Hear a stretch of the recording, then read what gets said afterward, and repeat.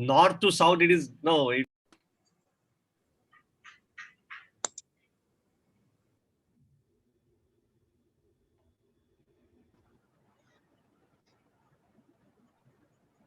Good evening, everyone.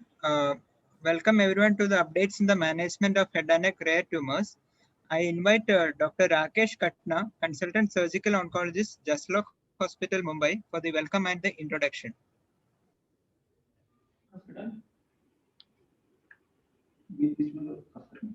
Yeah, thank you, Dr. George, and very good evening and welcome to you all in the first update in the management of rare tumors in head and neck under the aegis of the foundation, that is Cancer Research and Statistics Foundation. So, welcome to this never-ending season of webinars, from last 1.5, 2 years, which has been going on, and here we are with another one. But albeit I can say that it's on a different note. We're discussing something offbeat topics which are not routinely discussed in our head and neck meetings, some topics, tumors, which is not very commonly discussed. And secondly, keeping this webinar, as Dr. Gauri had quoted, in the middle of the week, so that you don't curse the organizing team to spoil your weekends also. So basically this webinar was aimed at looking at this uncommonly presented discussed topics in head and neck, like advanced tumors of the thyroid, radio iodine refracted thyroid cancers, the advanced malignancies of the salivary glands, and paranasal sinuses tumor. So this 2-day program will not only cover the surgical aspects, the management, the surgical aspect, which is the main treatment for these tumors generally, but also the other different modalities, especially in the advanced and the metastatic settings, diagnostic dilemmas we have, role of targeted agents, role of targeted chemotherapy and the newer therapy, along with other adjuvant treatments available. So that end of the day, as a physician, we are more conversant with these uncommonly discussed or uncommonly seen tumors in our day-to-day clinical practice, and also have an idea regarding their appropriate management options, what we have.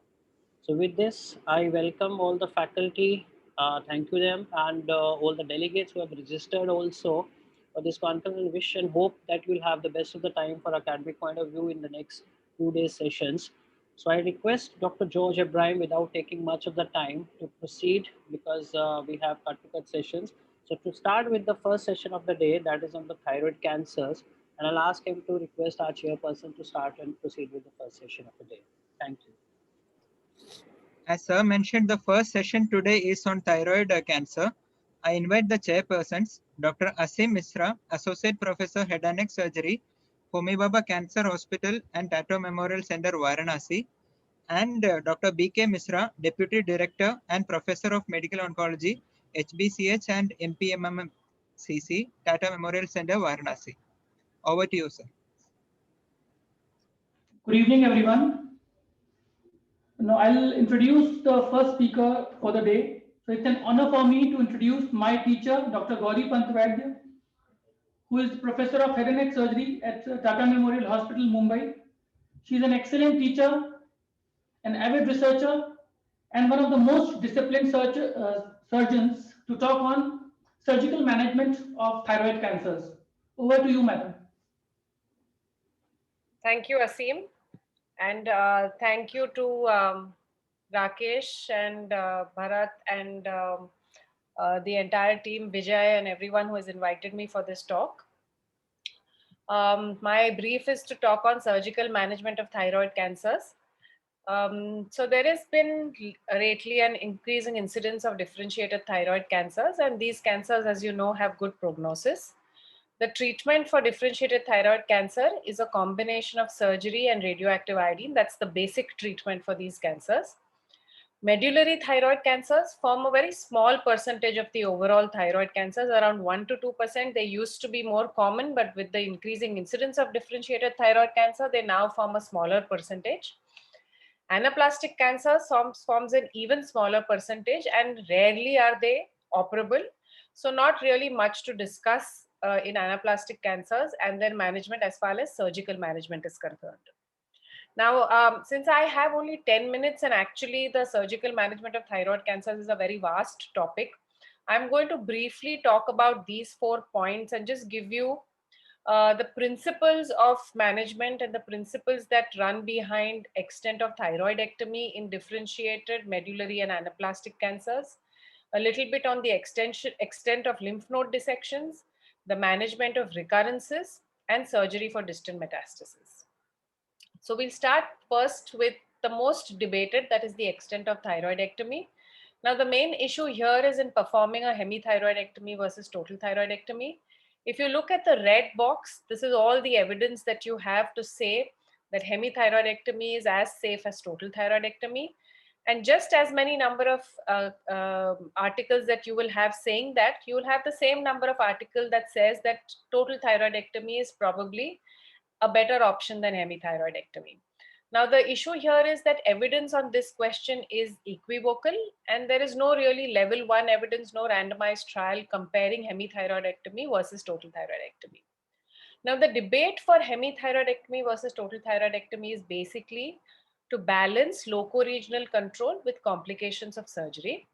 And the indications for total thyroidectomy as for today are any patient who has age more than 55 years, a T size that's more than 4 centimeters with extrathyroidal spread, a node status that is N1 disease, an aggressive variance that is insular, tall cell, or columnar, and any patient with metastatic disease.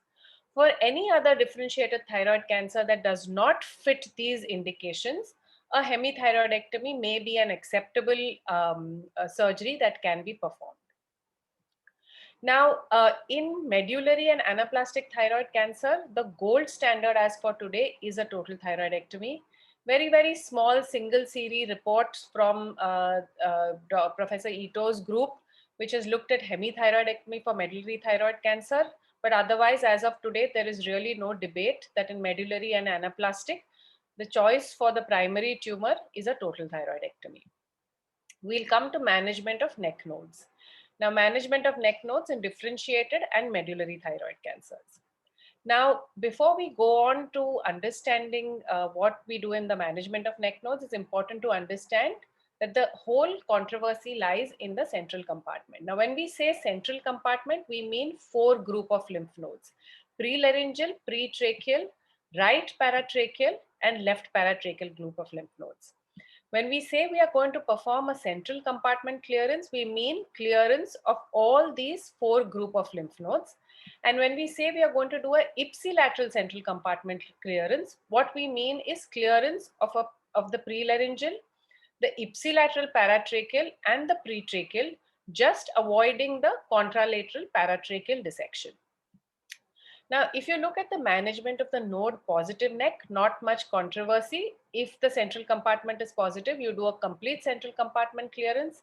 If the lateral neck node is positive, you do a complete selective neck dissections from level 2 to 5. The whole controversy in differentiated thyroid cancer comes in the management of the node negative neck. And here are the 2 issues on the role of prophylactic central neck dissection and the role of prophylactic lateral compartment clearance. That is, if you have clinico-radiologically N0 nodes, then should you go ahead and do a neck dissection or no? With regard to prophylactic lateral compartment clearance, there's really no definite role of addressing the neck if clinico-radiologically the lateral neck is N0. Now, with regard to prophylactic central compartment, you have proponents and opponents of this particular issue. Now, the proponents say that if you do a central compartment clearance, even in an N0 central compartment, you have better staging. And if this patient has to undergo a resurgery, you have left out lymph nodes, there will be higher morbidity of redo surgery.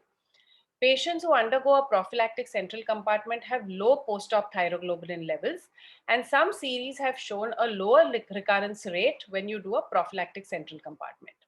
Now, opponents of prophylactic central compartment say there is increased complications in the form of hypothyroidism, recurrent laryngeal nerve injury. There is unnecessary upstaging and therefore use of radioactive iodine. And frankly, there doesn't seem to be too much difference in the recurrence rate or long-term survival. So should we do a prophylactic central compartment or not? In very, very low risk patients, which are T1, T2, node negative and female young patients, we may think of not doing a central compartment clearance.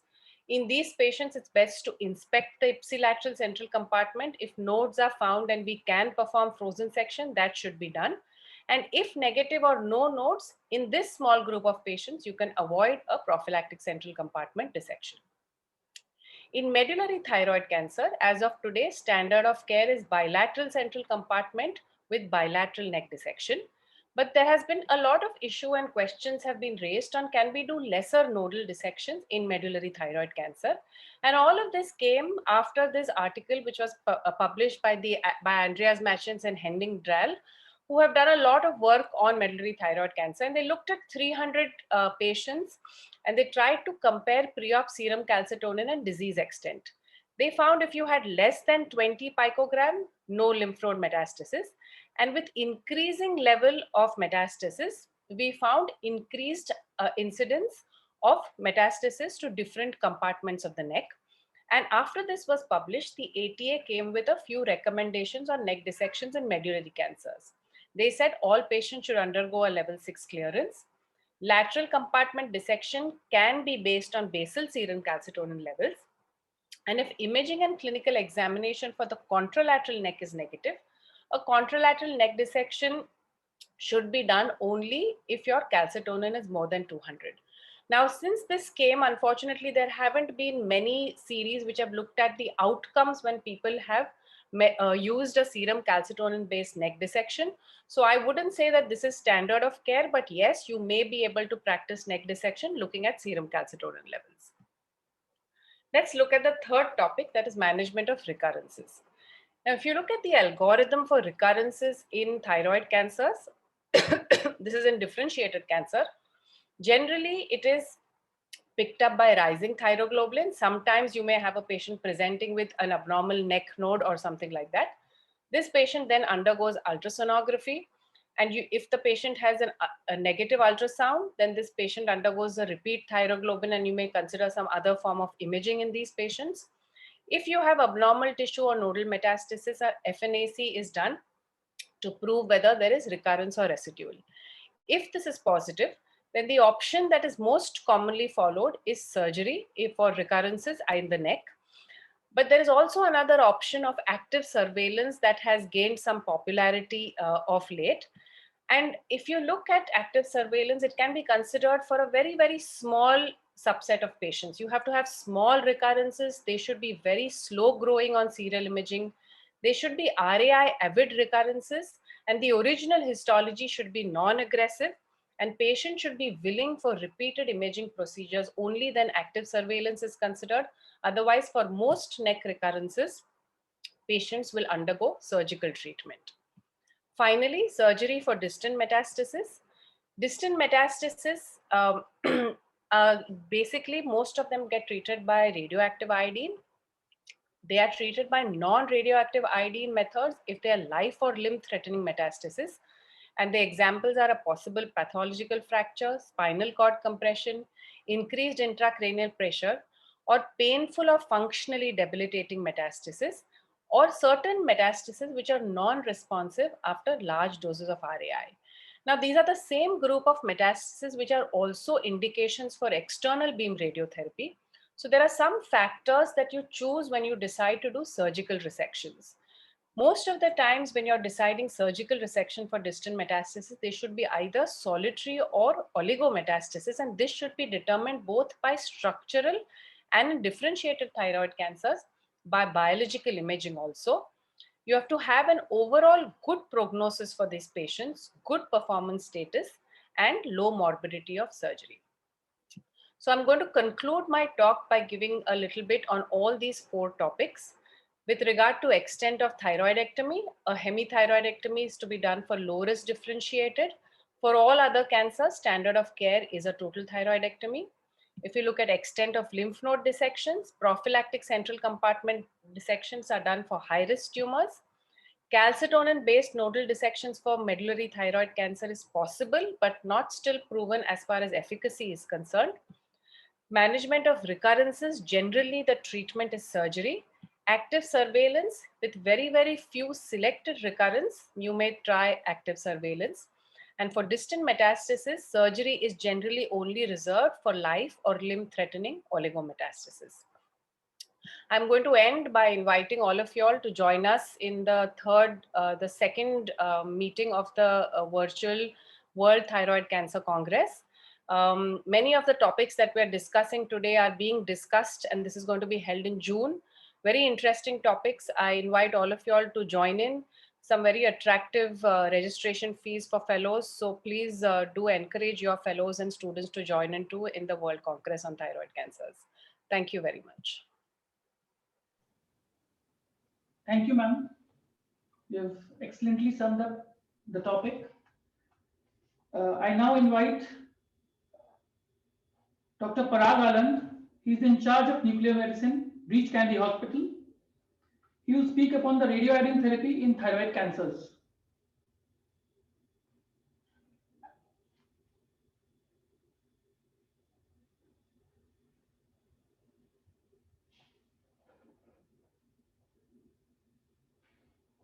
Is there or not?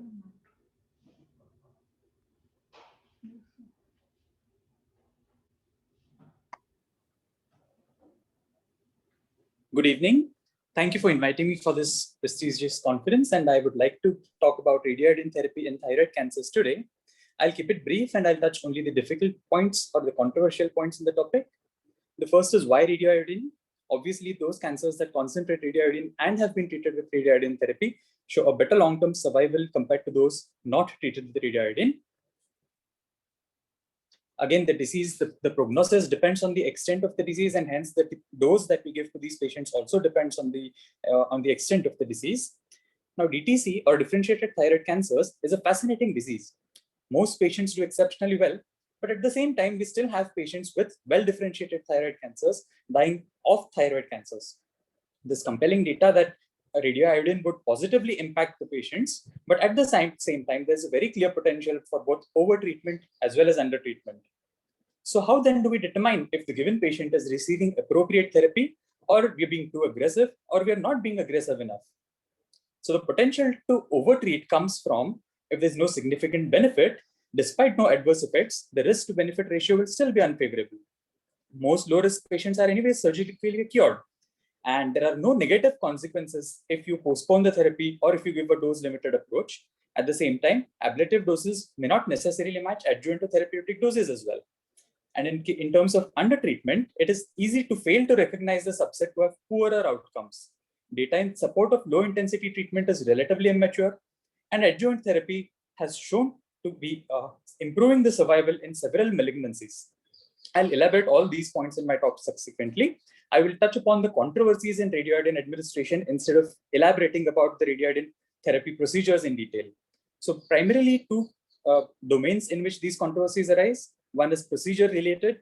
Do we need a low-dose iodine scan? Sometimes we do, sometimes we do not do. What guides us in demanding or not asking for a radio iodine scan at times? Low iodine diet, how helpful is it? And thyroid hormonal withdrawal versus injection of a recombinant TSH. And in terms of outcome-related talks, should remnant residual ablation be routinely advised even in low-risk differentiated thyroid cancers? It is proven beyond doubt that in metastatic setting, it is very, very helpful. But what happens in low risk or a very low risk or an intermediate risk thyroid cancers? What do the guidelines say? In post-remnant radioiodine ablation, is there improvement in overall survival as well as disease-specific survival? And what are the conditions when you do not give radioiodine therapy? Most of the data that currently comes as far as radioiodine treatment for well-differentiated thyroid cancers is derived from Muzaffari, which was a landmark study, which showed a significant survival benefit for these patients compared to patients who were not treated with radioiodine. So based on this, a recommendation was given that all thyroid cancer patients should undergo radioiodine therapy, considering the overall better survival. But there was another study, which was published in Endocrine Care. In this group, they specifically sorted out the patients who are low-risk differentiated thyroid cancers based on the conventional staging pattern. And they found almost no significant disease-free survival as well as overall survival in patients with low-risk thyroid cancers who were treated and without treated with radioiodine therapies. So numerous studies, at least 7 studies, comment that radioiodine therapies in low-risk patients is not improving survival. However, a meta-analysis of all these 7 studies brings out some deficiencies. Primarily, most of these deficiencies arise from the natural long course of the disease. Spanning over decades, patients survive for very long duration, and over these long duration of survivals, there have been significant changes in the staging, significant changes in the histopathology. There have been no definitive randomized control trials. All this data is observational based on retrospective analysis. In the past 30 years, as many as 16 staging classifications have been used for classifying the patient into low risk or high risk. And some prestigious institutes like MSKCC has their own individual classification, which includes an intermediate risk, whereas the European group has an additional very low risk category as well. Histopathological subtyping has evolved over the period of years, and each of these groups that studied the retrospective papers that were analyzed, they all had different histopathological subtyping, and hence there was inconsistent comparison of the outcomes. Some patients had follow-up at 10 years, some studies had follow-up of 20 years. So the outcome essentially was dependent on the duration of long-term follow-up.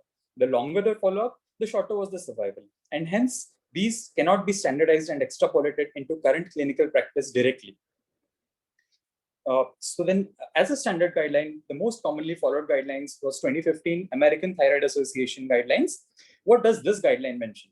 So there's no controversy with regards to intermediate or advanced disease or a metastatic disease, but problem arises when you're treating a low risk or a very low risk category. Specifically, in a tumor size that is about 1 to 4 centimeters in size with no metastatic disease, there is conflicting evidence about whether radioiodine should be given as a routine or not.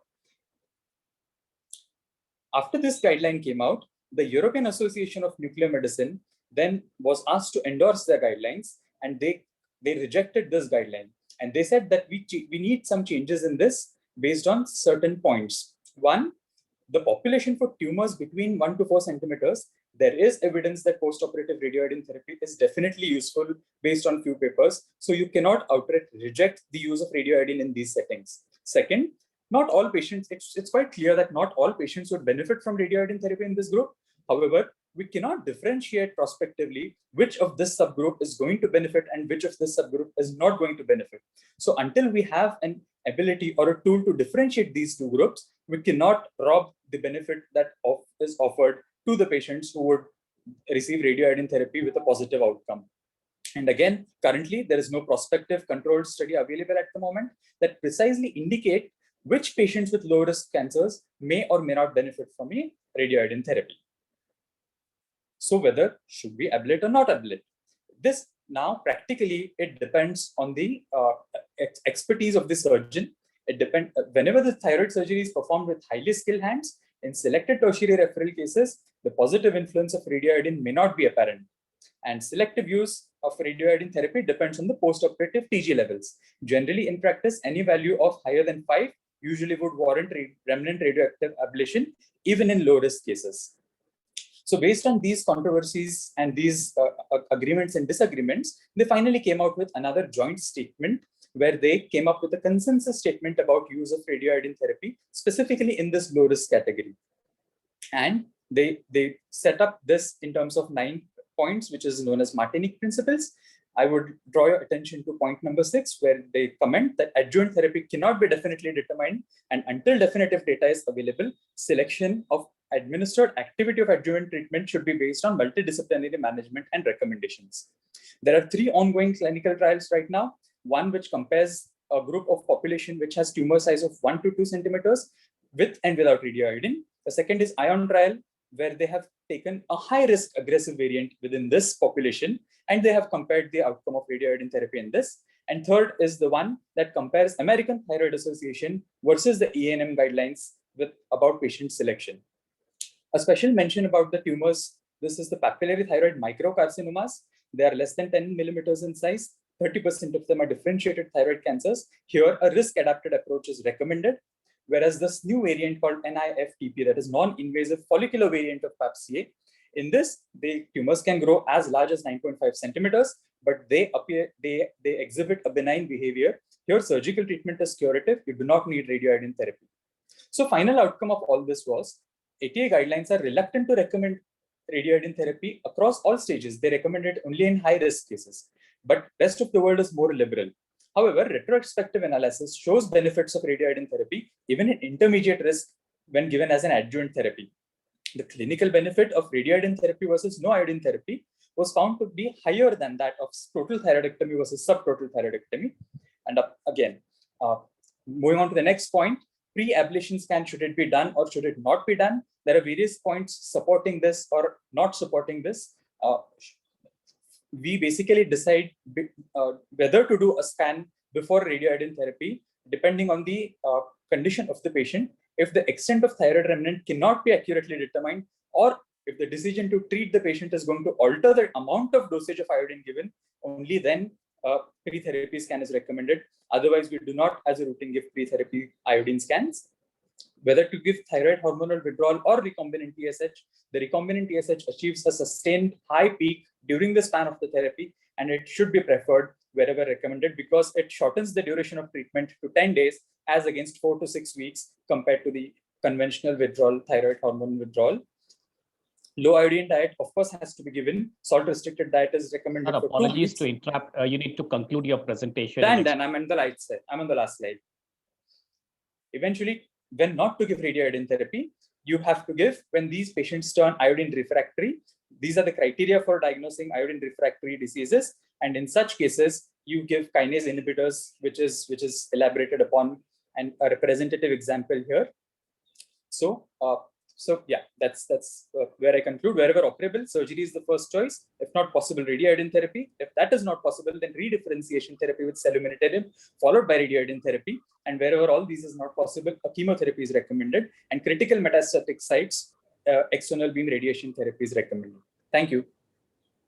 So thank you, Dr. Gauri and Dr. Parag for excellent presentation. Can we take one or two questions? Sure. So we can take one or two questions.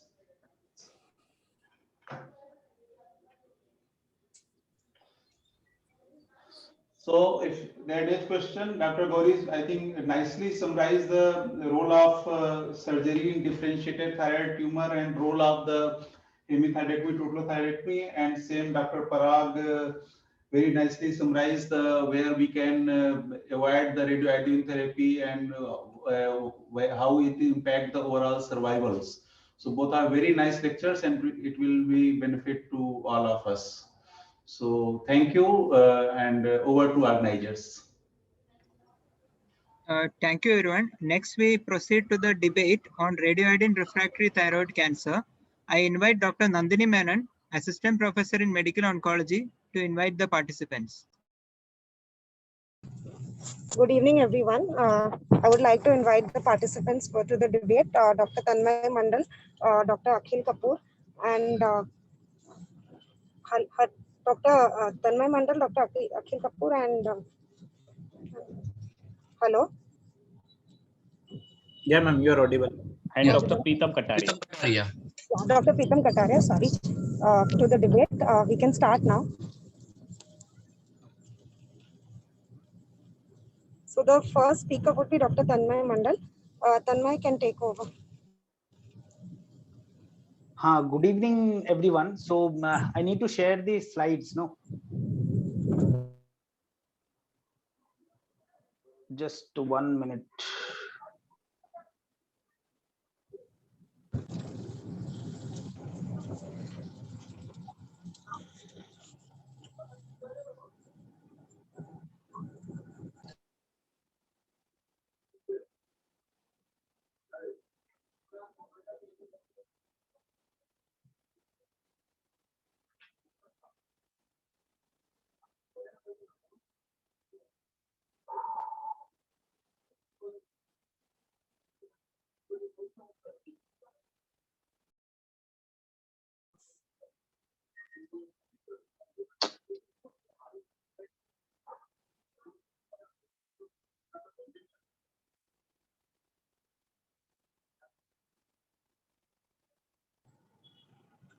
Hello, can anyone share the slide? If I can send it to anyone because I am not being able to share it. Okay, so we can Dr. Nandini ma'am, can we invite the next speaker? So can we invite Dr. Preetam Kataria to speak on lenvatinib? Dr. Preetam Kataria, sir, you can start your presentation. So Dr. Preetam will take over. He will be speaking on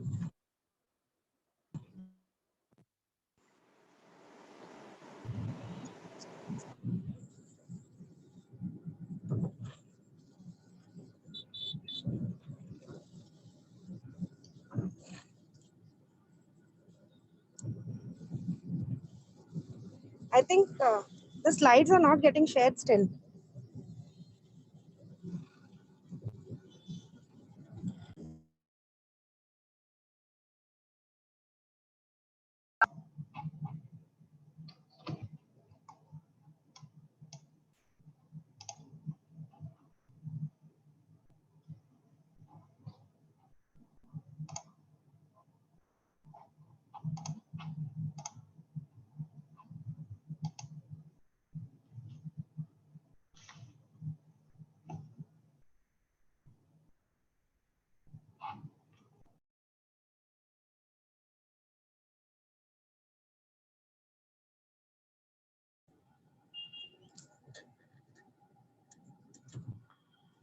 Tarun, we can't see any slides. No, Dr. Preetham is sharing the slides. I have also shared, sent the mail the slides to you. Okay.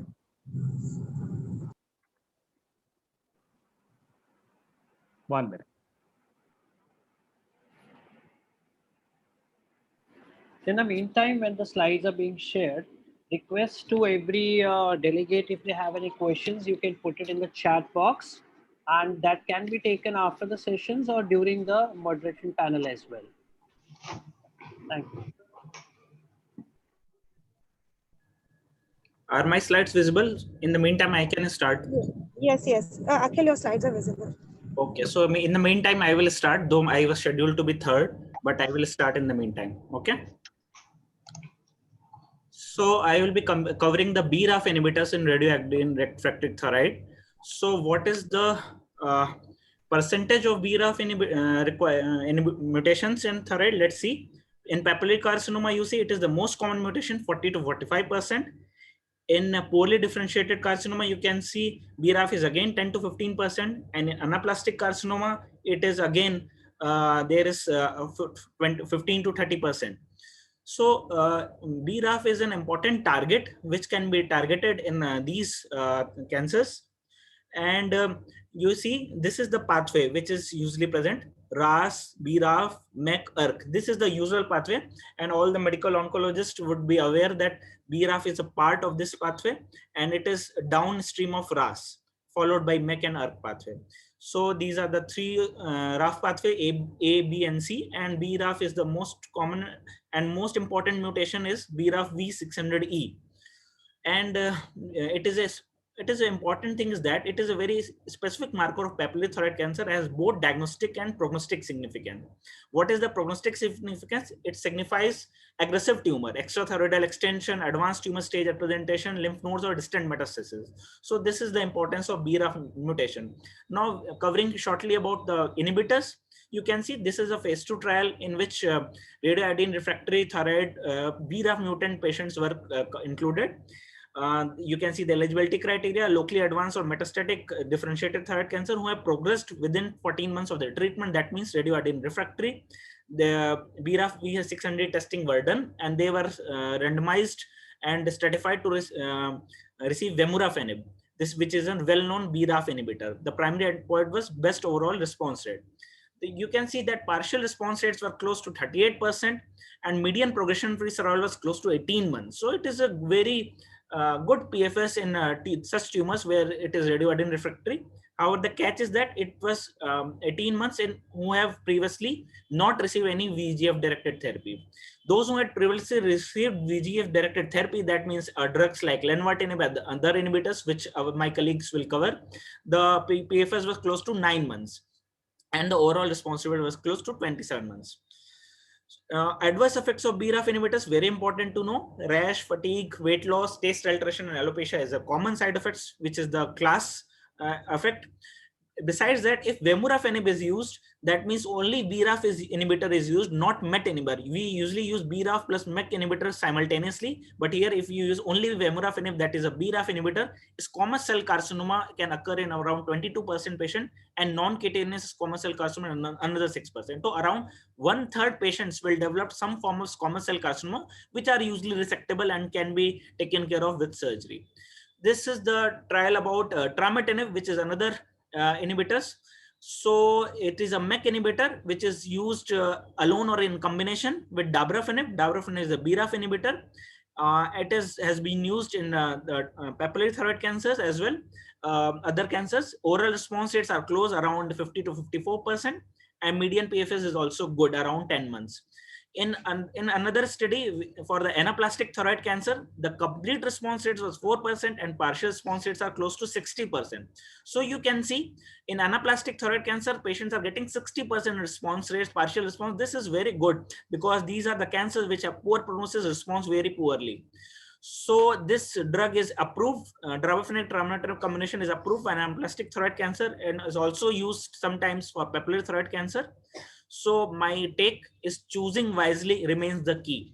We need to choose wisely which is drug to be used and when. Thank you. Thank you, Akhil, for that presentation. Now we can move on to Tanmay, who will speak on sorafenib in Radio Iodine refractory thyroid cancer, if his slides can be shared.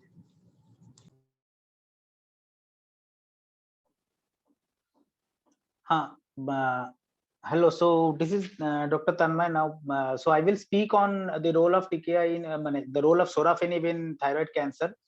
So next slide, please. So overall, what we know is the incidence of the thyroid cancer is around 1.5% of the all newly diagnosed cases. Numbers are increasing in the last 25 years. There is a female predominance of the cases, and the death rate is also not so high. It's very less. So next slide, please. So this is the natural history of the disease, which we know, many of us know that they generally initially have it's a self-limiting one. Then at some point of time, there is a continuous growth and then the cancer cells develop. So next slide, please. So the prognosis, 5-year survival of all stages is around 98%. The NCI data are also 55% of the patients with pulmonary mets may also survive for at least 5 years. So it's overall a good disease to have. Patients diagnosed with distant disease generally have a poor survival at baseline. If they have a distant disease at baseline, they generally have a poor survival. Next slide, please. So the indications of systemic therapy, actually I was going to speak first, so I had generally to speak on all this. So the not surgically resectable cases and are not responsive to iodine 131 therapy, or are not amenable to radiotherapy or other local therapies, and have a clinical significant structural disease progression during the last 6 to 12 months of treatment. Next slide, please. So the genomic alterations which we see in PTCR, BRAF, RAS, RET, proto-oncogenes, these are the common mutations which we see in the different patterns of the thyroid cancer. Next one. So the targeting cell signaling in thyroid cancer, we know that multiple targets are there. EGFR, RET mutation, VEGF mutation, the multikinase inhibitors, mTOR inhibitors, BRAF, RAS pathway, RAS-RAF pathway, what earlier also Dr. Akhil spoke about. So this is what the total treatment of TKI and thyroid cancer deals with. Next slide, please. So the targets, this is in a short, what are the targets which we use in thyroid cancer.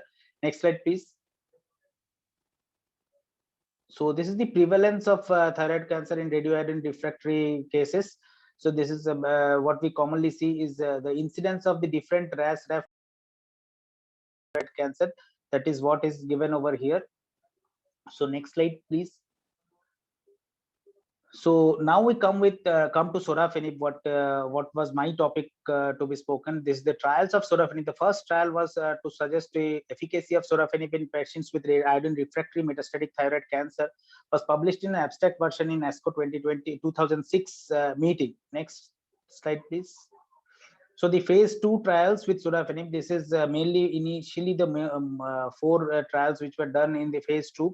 Had showed near about a clinical benefit rate of around 55 to 70% of around with a PFS of around 15 to 21 months. This is what we see in the more common 4 phase 2 trials. Next slide, please. So this is also in a brief about the other phase 2 trials which we see in thyroid cancer, which was done with sorafenib. Next slide, please. So this is the phase 3 trial which we speak about in sorafenib. This is the Decision trial. It's an international multivariate, multicentric randomized control trial, phase 3 trial of sorafenib versus placebo in this locally advanced or metastatic differentiated thyroid cancers were used. The progression within the last 14 months. radioiodine refractory or no prior targeted therapy or chemotherapy or thalidomide treatment had been used. So it was randomized into 2 arms, sorafenib versus a placebo. Sorafenib was given in a dose of 400 milligram BD, and on progression, the investigator's decision was to either crossover to a sorafenib, crossover or continue sorafenib, or the patient is made off study and treated with some other lines of treatment. Next slide, please.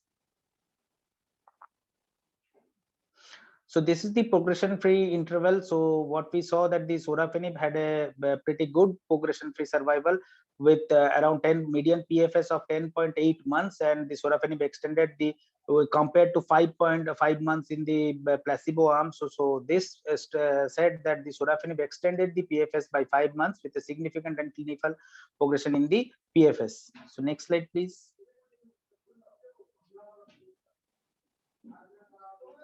So the secondary endpoints was the disease control rate defined as CR, PR, or stable disease for more than equal to 6 months.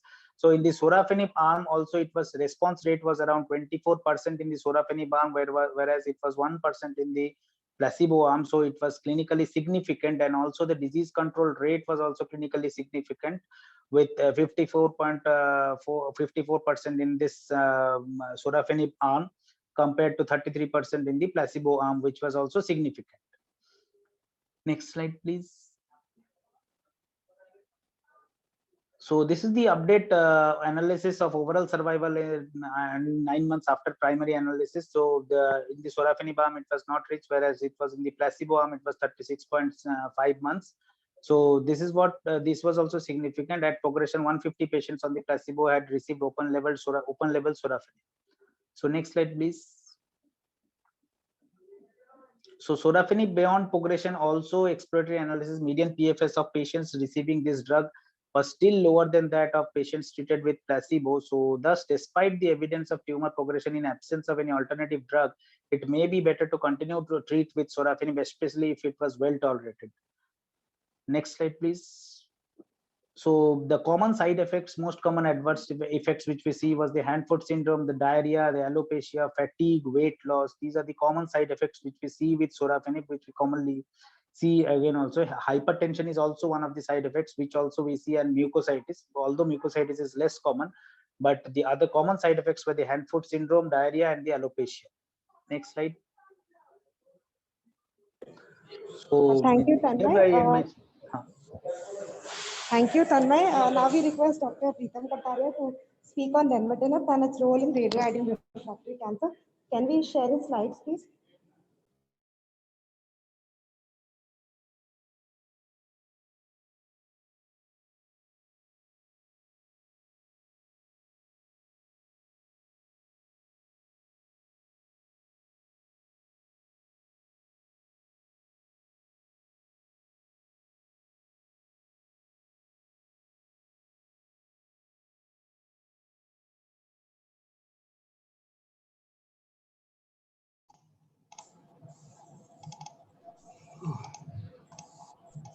Yeah.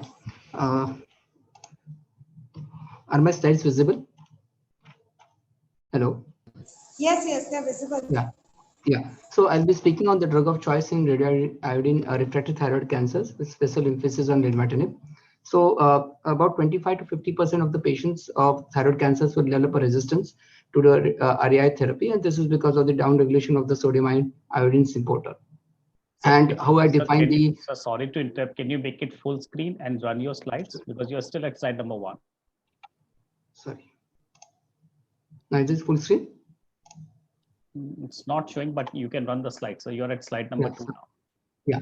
So how I define the RAI refractory DTC, this has already been conveyed by Dr. Tanmay. So a post-therapy RAI scan showing no iodine 131 uptake at the known sites of metastatic disease or disease that grows within 1 year of the RAI therapy, and persistent disease after the administration of the 600 millicurie of the RAI. So these are the different pathways which are activated in the thyroid cancers and involved in the thyroid cancer resistance. So I'll be speaking on the lenvatinib, which inhibits the FGFR, VGFR, PGDFR, c-KIT, and the RET receptors. And so the pivotal trial, that is the SELECT trial, which looked at which compared the lenvatinib versus the placebo, and it also allowed one Sir, prior excuse me, VEGFR sorry, therapy. your slides are not moving, sir. I think you're Sorry. at slide number 6, but it's not showing. It's moving now? No. I think you have to make it on slide show. No, this is. You can make it slideshow or full screen. Yeah, click on that.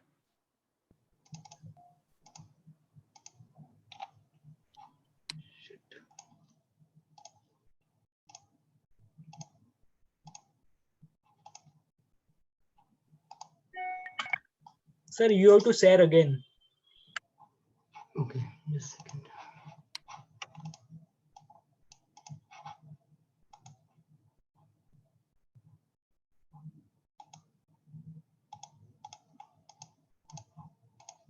Yeah.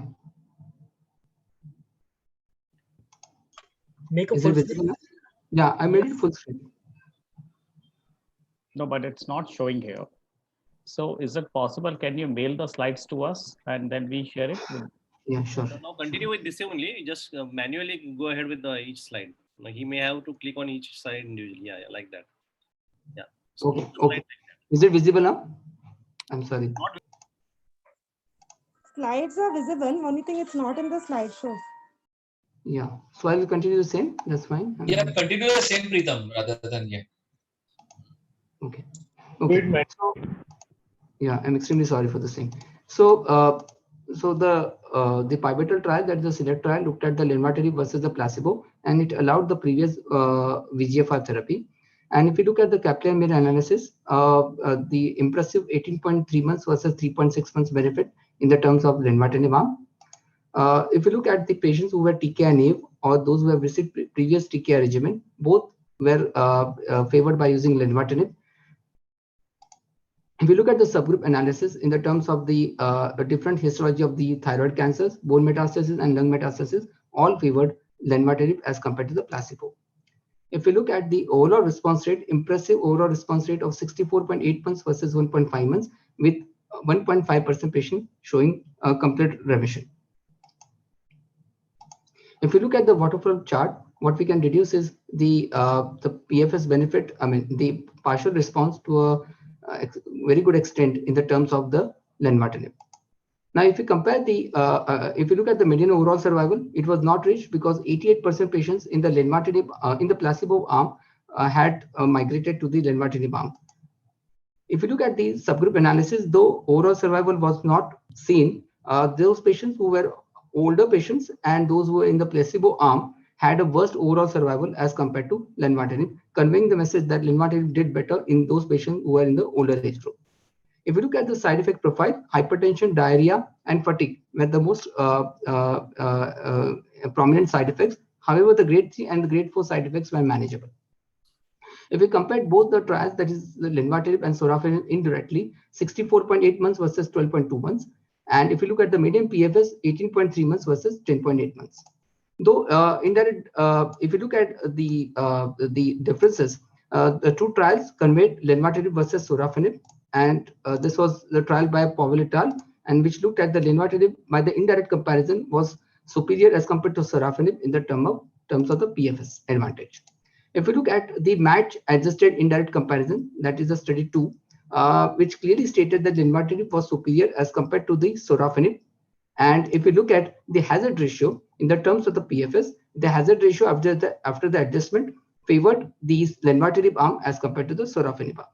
If we look at the overall survival in the terms of the hazard ratio, what we can see is the hazard ratio favored again lenvatinib versus sorafenib after the mean adjusted indirect comparison.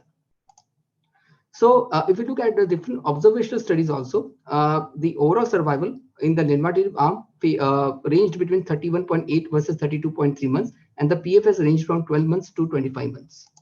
If we look at the cost effectiveness of lenvatinib, what we can find is that if you look at the incremental cost effectiveness ratio, lenvatinib was better as compared to sorafenib as compared to placebo.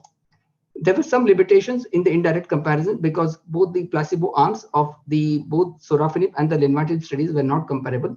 There was the different distribution of races in the trials. One was carried in the US and the other was carried out in the European population. And the survival risk profiles of the shared comparator were not comparable.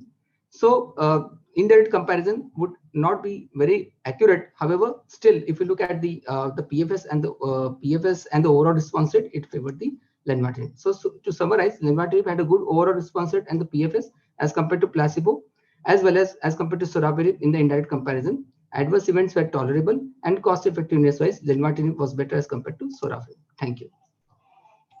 Thank you, Dr. Preetham. I would like to ask Dr. Tanmay or Dr. Akhil if they would have any responses to Dr. Preetham.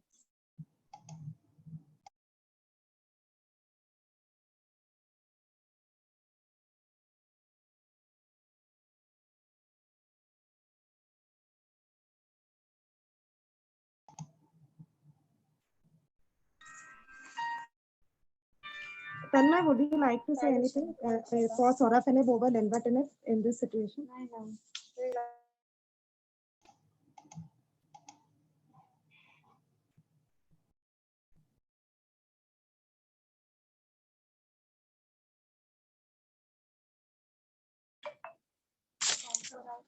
Okay.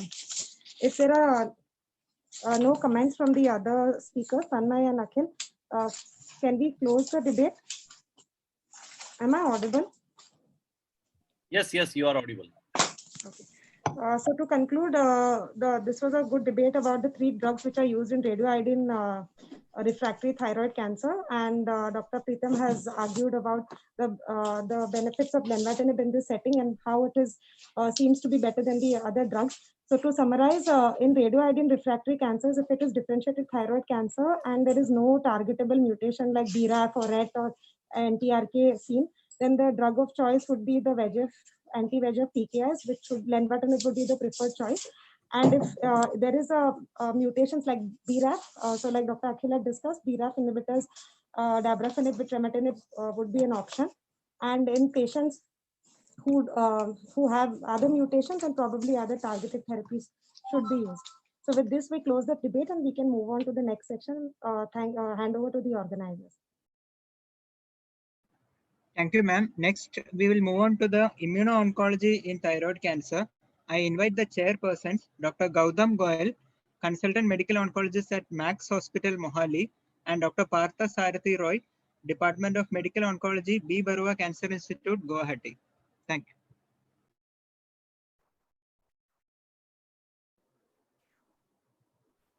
you. Dr. Gautam, sir, you're there.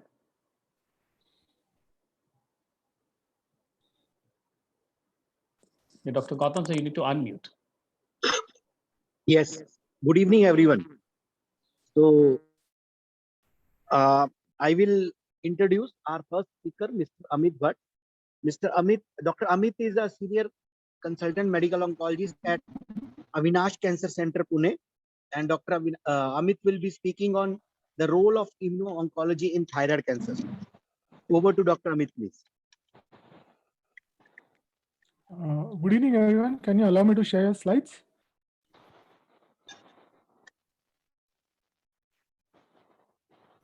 Are my slides seen? Yes, we can see the slides, sir. If you can make Okay. it perfect. All yours. Yeah, perfect. So thank you so much, Bharat, and the entire team for having invited me. My brief today is immuno-oncology in thyroid cancer. And I'll be speaking on the promises and rationale of immuno-oncology, targets, and some trials, pitfalls, and what is the future of immuno-oncology in thyroid cancer. So coming on to why do we need immuno-oncology, we know that at some point of time in our practice, we do deal with iodine refractory thyroid cancers. Chemotherapies are not the solution. We have spoken about multi-kinase inhibitors, and a lot of therapies, a lot of targets are there. But again, these clinical effects are temporary, and eventually we see poor tolerability, or the patients become resistant and the disease progresses. So why immuno-oncology? Now we have seen fantastic results of immuno-oncology in diseases like melanoma, lung cancer, and the list is endless. And we have seen responses like never before we have seen in other as with TKIs or say for chemotherapy. So immunoprofiling is generally used to determine the patient's potential for response to the immuno-oncology drugs. And thyroid is generally, we know it's a hot tumor. It's most T-cell infiltrated tumor, especially differentiated thyroid cancer, poorly differentiated thyroid cancer, and anaplastic the MTC medullary thyroid cancer, it has a low infiltrate and it's a low tumor. It's called a cold tumor. Things going against immuno-oncology, thyroid cancers have displayed generally a very low tumor burden. But however, all the mutations like KRAS, NRAS, BRAF, all these are viable neoantigens for immuno-oncology. Also, thyroid-specific proteins like thyroglobulin, thyroperoxidase, these are also good candidates for antigens for immuno-oncology. And there's a paper on Immunoscore, and Immunoscore is it's a method to estimate the prognosis of patients based on infiltratory immune cells, and it reveals a significant negative correlation between thyroid differentiation score and immunosuppressive markers.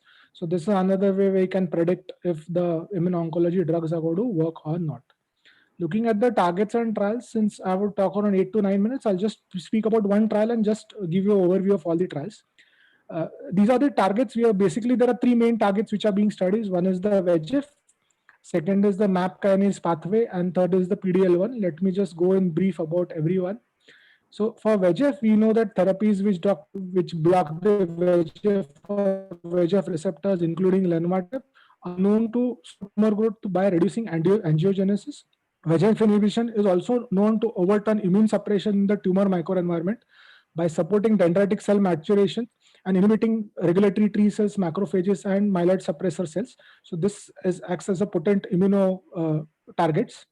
And there have been multiple trials going on: pembrolizumab with lenvatinib, pembrolizumab with trametinib, and other on. I'll touch on to only one trial. The second target is MAP kinase pathways, radiotherapy, BRAF, MEK. All these enhance the MHC1 expression, and also they decrease the immunosuppressive cytokines. So again, the immunity is at work, and these are all viable targets for immuno-oncology.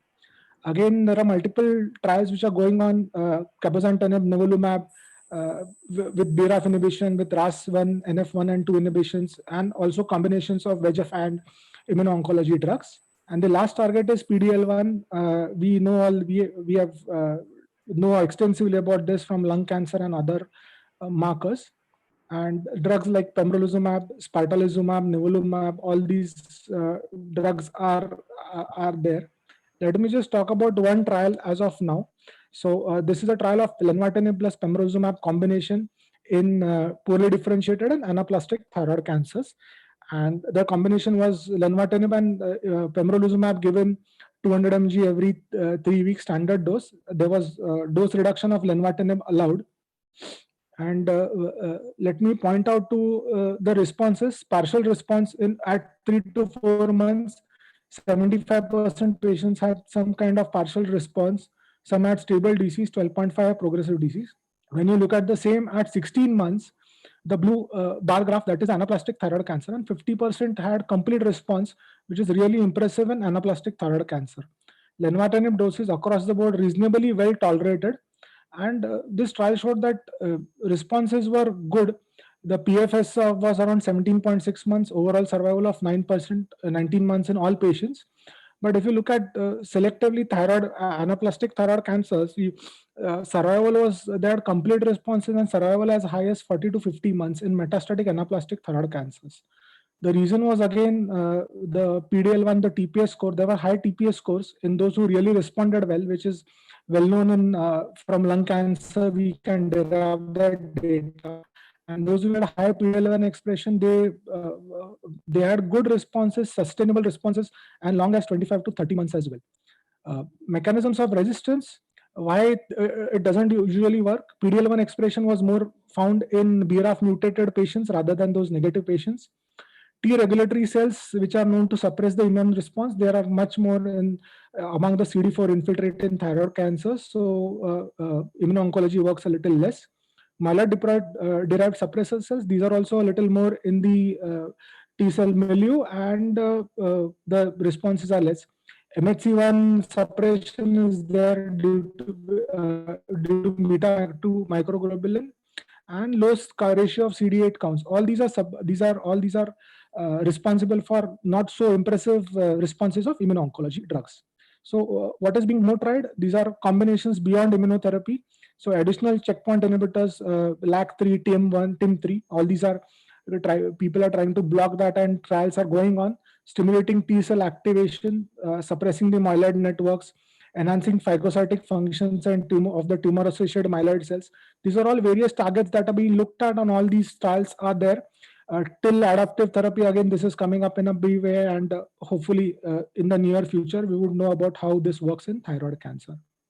So in conclusion, early reports of immuno-oncology drugs, monotherapy as well as combinations suggest that this is not an approach which is going to be replacing the standard of care upfront, like happened in lung cancer or most of the other cancers. Our TKIs are still here to stay, and immuno-oncology, but it is definitely a promising therapy. A lot of response was seen, especially in anaplastic thyroid cancer, where we have quite less therapies available. Clinical trials, yes, in the next year or year and a half, we would have much better data about response rates and long-term efficacy and the side effects.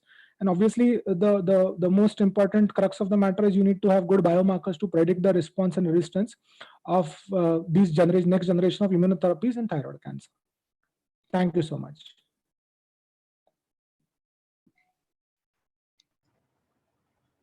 Next, we move on to the session on medullary thyroid cancer. Shall I invite Dr. Bharat Bhosle from Bombay Hospital for sharing the session of debate? Yes, thank you so much. And I would like to thank all who have taken out time from their busy schedule and ongoing pandemic. And I see nearly 100 people are there. So I will not take much of the time. I would like to invite the first speaker.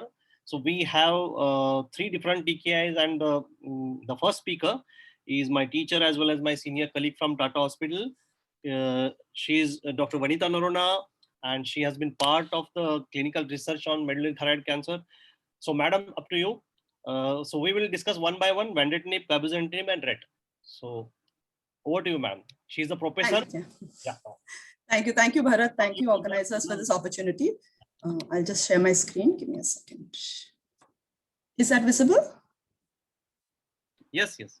Okay, so my brief today is to, in the next 5 minutes, to convince all of you that vandatinib is the drug of choice for medullary carcinoma of the thyroid. These are my conflicts of interest, and of note, I was the PI for the vandatinib study, which we started here maybe 10 years ago, and I still have 2 patients who continue on vandatinib 10 years down the line. So to remind you all, medullary thyroid cancer is of 2 varieties, sporadic and hereditary. So about 25% of patients have hereditary medullary thyroid cancer, and most of those are RET-driven. In the sporadic tumors, about half, 50 to 60% have RET mutated tumors. Vandatinib is a multi-kinase TKI, so it inhibits VEGF receptor 2 and 3, EGFR, as well as RET. And this was the pivotal trial that established the role of vandatinib in patients with medullary thyroid cancer. This was the ZETA trial, in which patients with unresectable, locally advanced or metastatic, hereditary or sporadic medullary thyroid cancer with a calcitonin over 500 were randomized in a 2:1 fashion to vandatinib or placebo. The objective response rate in the trial was 45% as opposed to placebo, in which it was 13%. And these were durable responses. This was the primary endpoint of the trial, the progression-free survival. So at the time of reporting the trial, the progression-free survival for patients treated with placebo was 19.3 months, and it was not attained in the vandatinib arm. Subsequently, modeling estimated the progression-free survival at 30.5 months. In terms of safety, vandatinib was well tolerated. There were significant side effects, predominantly because patients were on vandatinib for so long. So you can see that the median duration of treatment in patients on vandatinib was little under 2 years, so 90.1 weeks. The most common adverse events were diarrhea, rash, nausea, and hypertension. There were several patients who required dose reduction. So a third of the patients required dose reduction of vandatinib, and 12% of patients discontinued vandatinib because of an adverse event. To put it into perspective, at the time, there were 2 TKIs that were approved, vandatinib and cabozantinib. Currently, there are several more in the mix.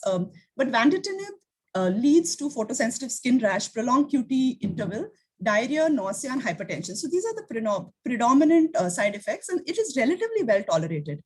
Whereas cabozantinib is significantly more toxic, causes hand-foot syndrome, mucositis, transaminitis, and elevated lipase levels. So there are black box warnings both for cabozantinib and vandatinib. So for vandatinib, the black box warning is for QT prolongation. So you need to be aware of the, you need to check the patient's ECG and check the QT interval. For cabozantinib, it's a bit different. There were some fatal hemorrhages and fistula formation on the trial.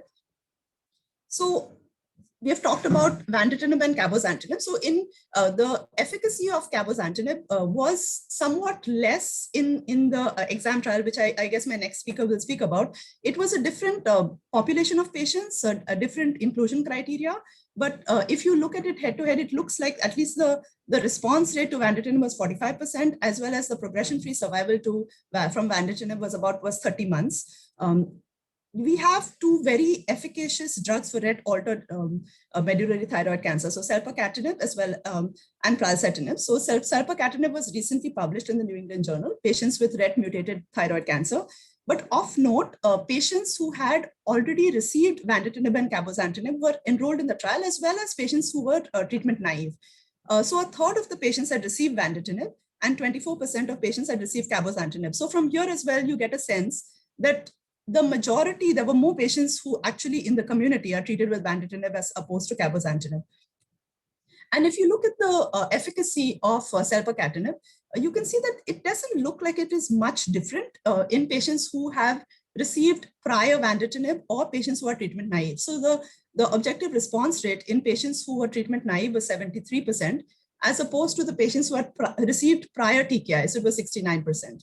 So relatively similar. I'd like you to focus on the upper portion of this waterfall plot, and you can see that these are patients who have previously received vandatinib as well as cabozantinib. Very impressive responses to the RET inhibitor. How about pralsetinib? So the ARROW trial was recently reported. We are awaiting its publication. So patients who had RET fusion positive medullary thyroid cancer was one of the cohorts. And I will get to the efficacy later.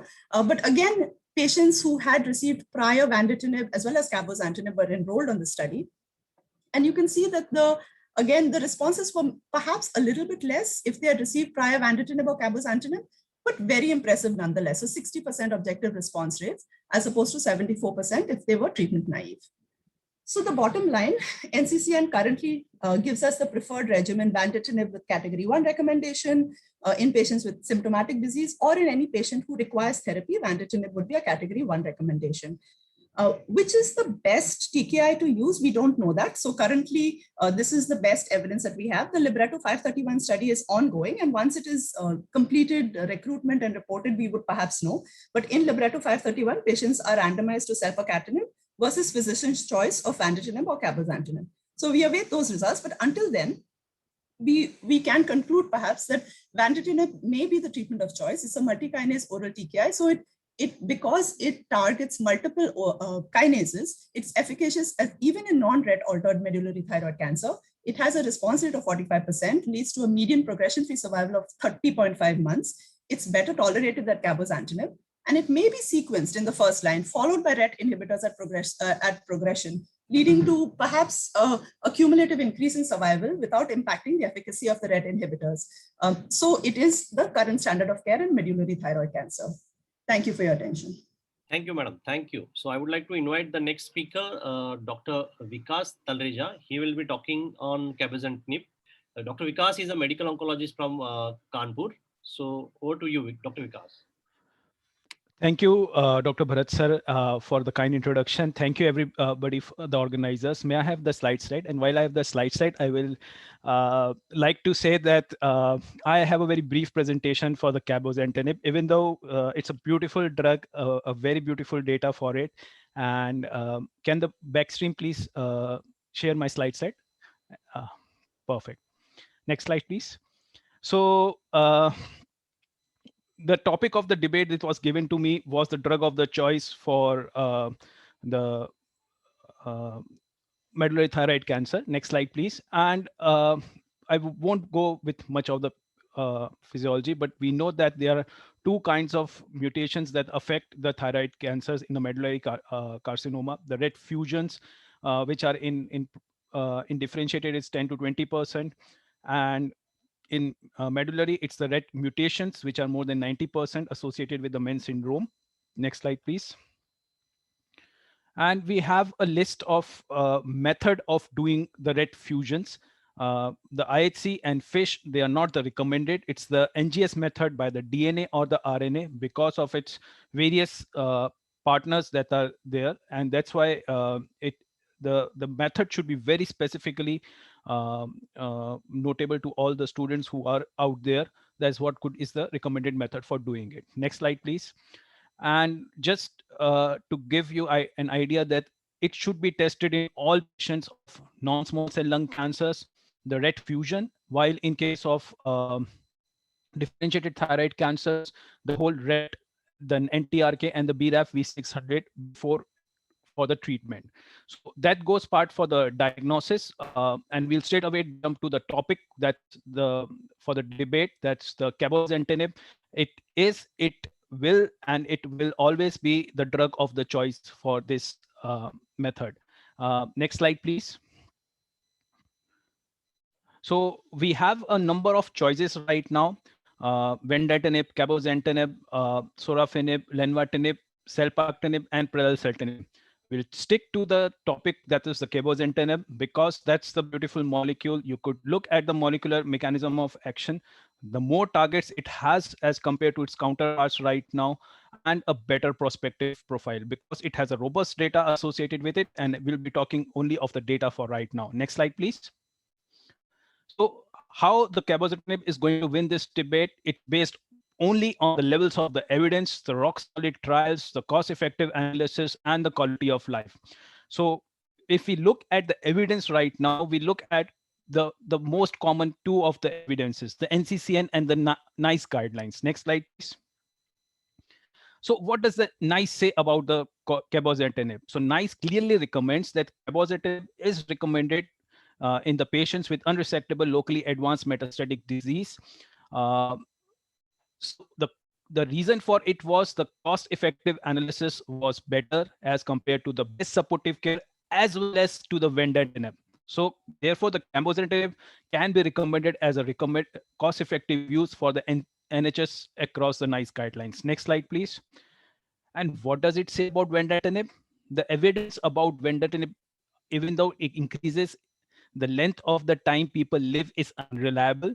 Clinical experts consider that vendatinib and cabozantinib are similarly effective, but there is a more robust data. So that's why I have highlighted that thing, more robust data for a cabozantinib trial, and vendatinib doesn't meet the NICE end of life or the cancer drug front criteria. So in line, the NICE nicely says one word about it. Next slide, please.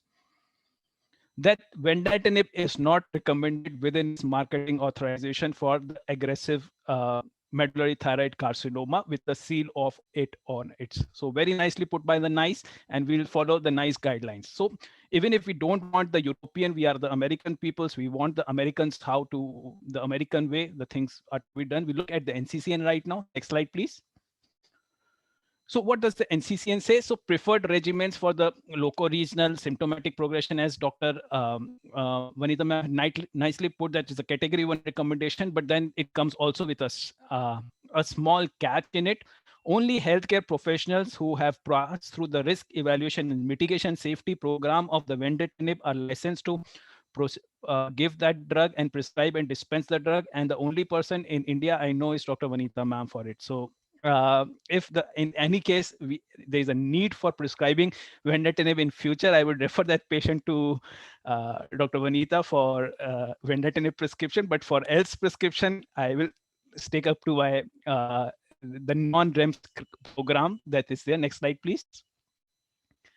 And now let's talk about the trials. So the trials, again, you see a beautiful phase 1 trial of it published way back 10 years back when I haven't dreamt of oncology across. So you look at these responses. So no activating RET mutations, RET status unknown, even those with activating RET mutations. See those beautiful swimmer plot, and you look at these responses, amazing responses. Only one across the change in a progression. Next slide, please.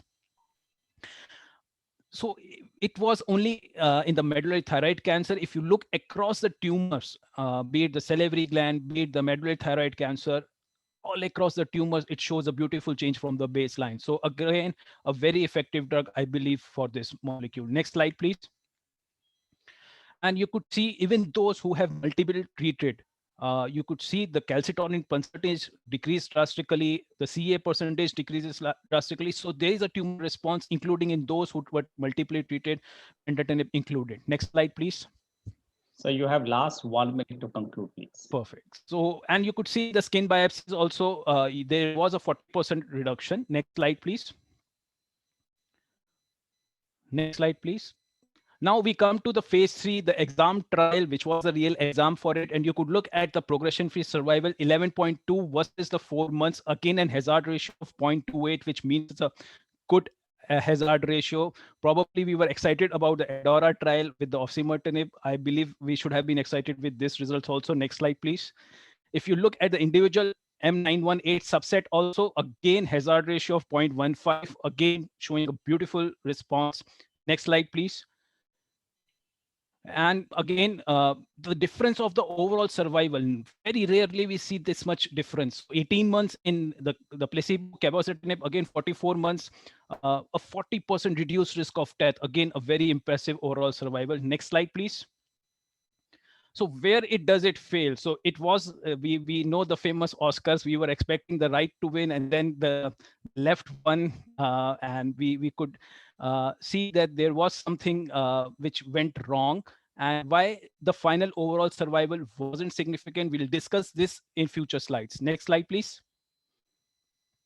So my take for the OS disappointment, why the phase 3 exam OS wasn't there, because the subset which was selected was an unselected. If you give osimertinib in advanced non-small cell lung cancer across without selecting that EGFR mutation subset, it will fail miserably. And that's why.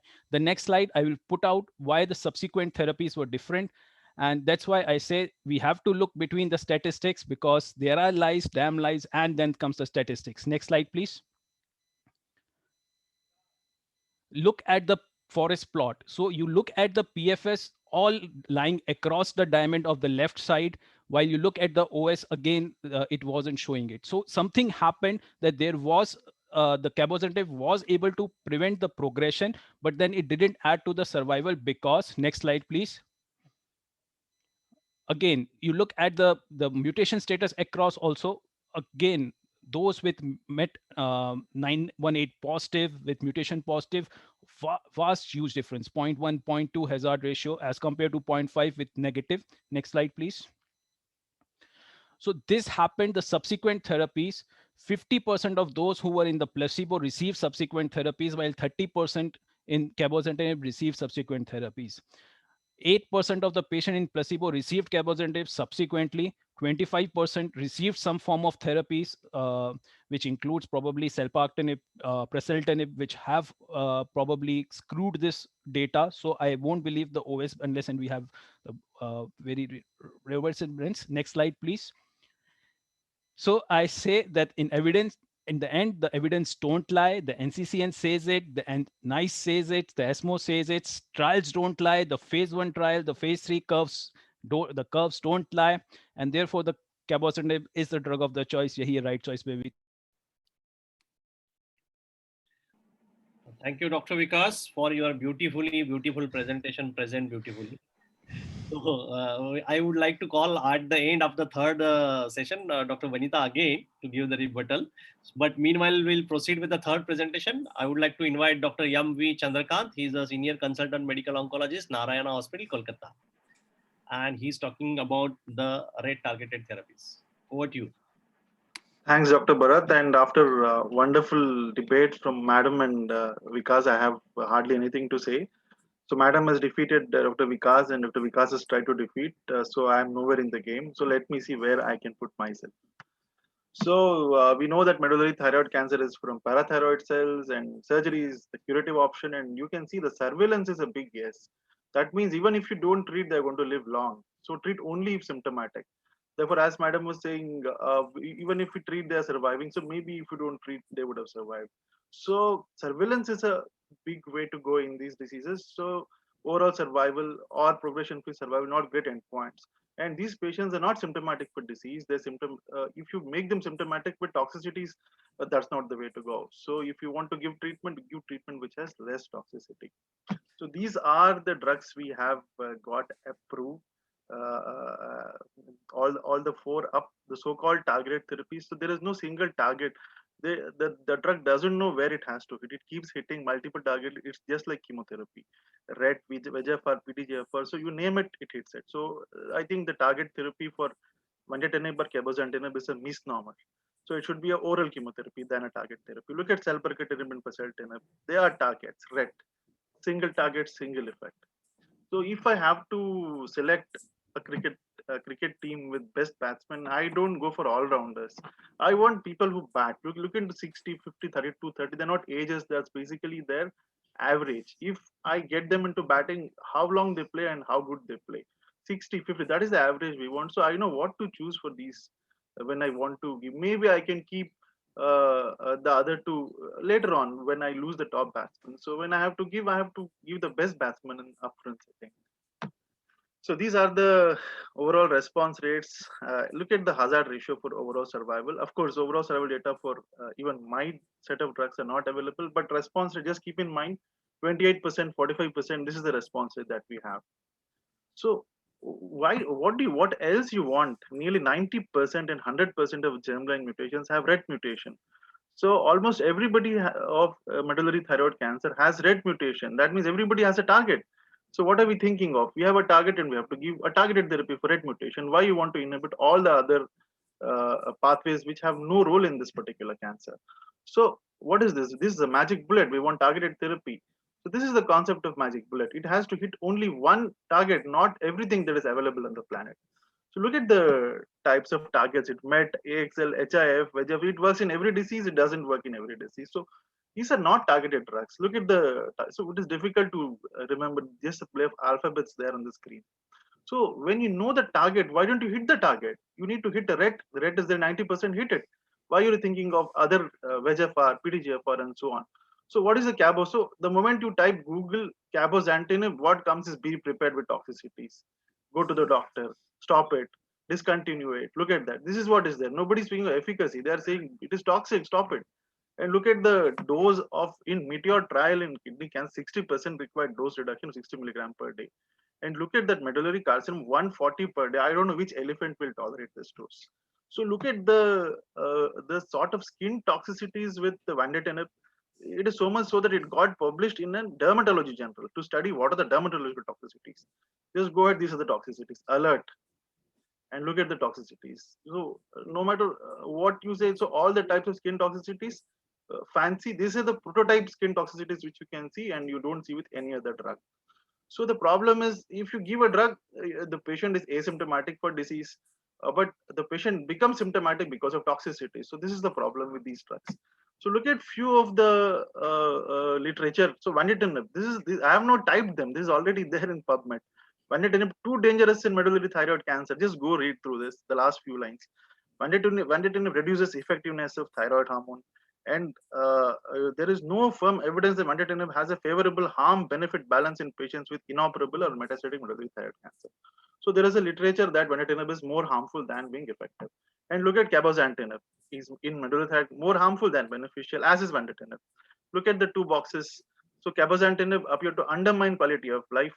So the patient lives long even if you don't give the drug. He will die early because he has taken the drug because of toxicities.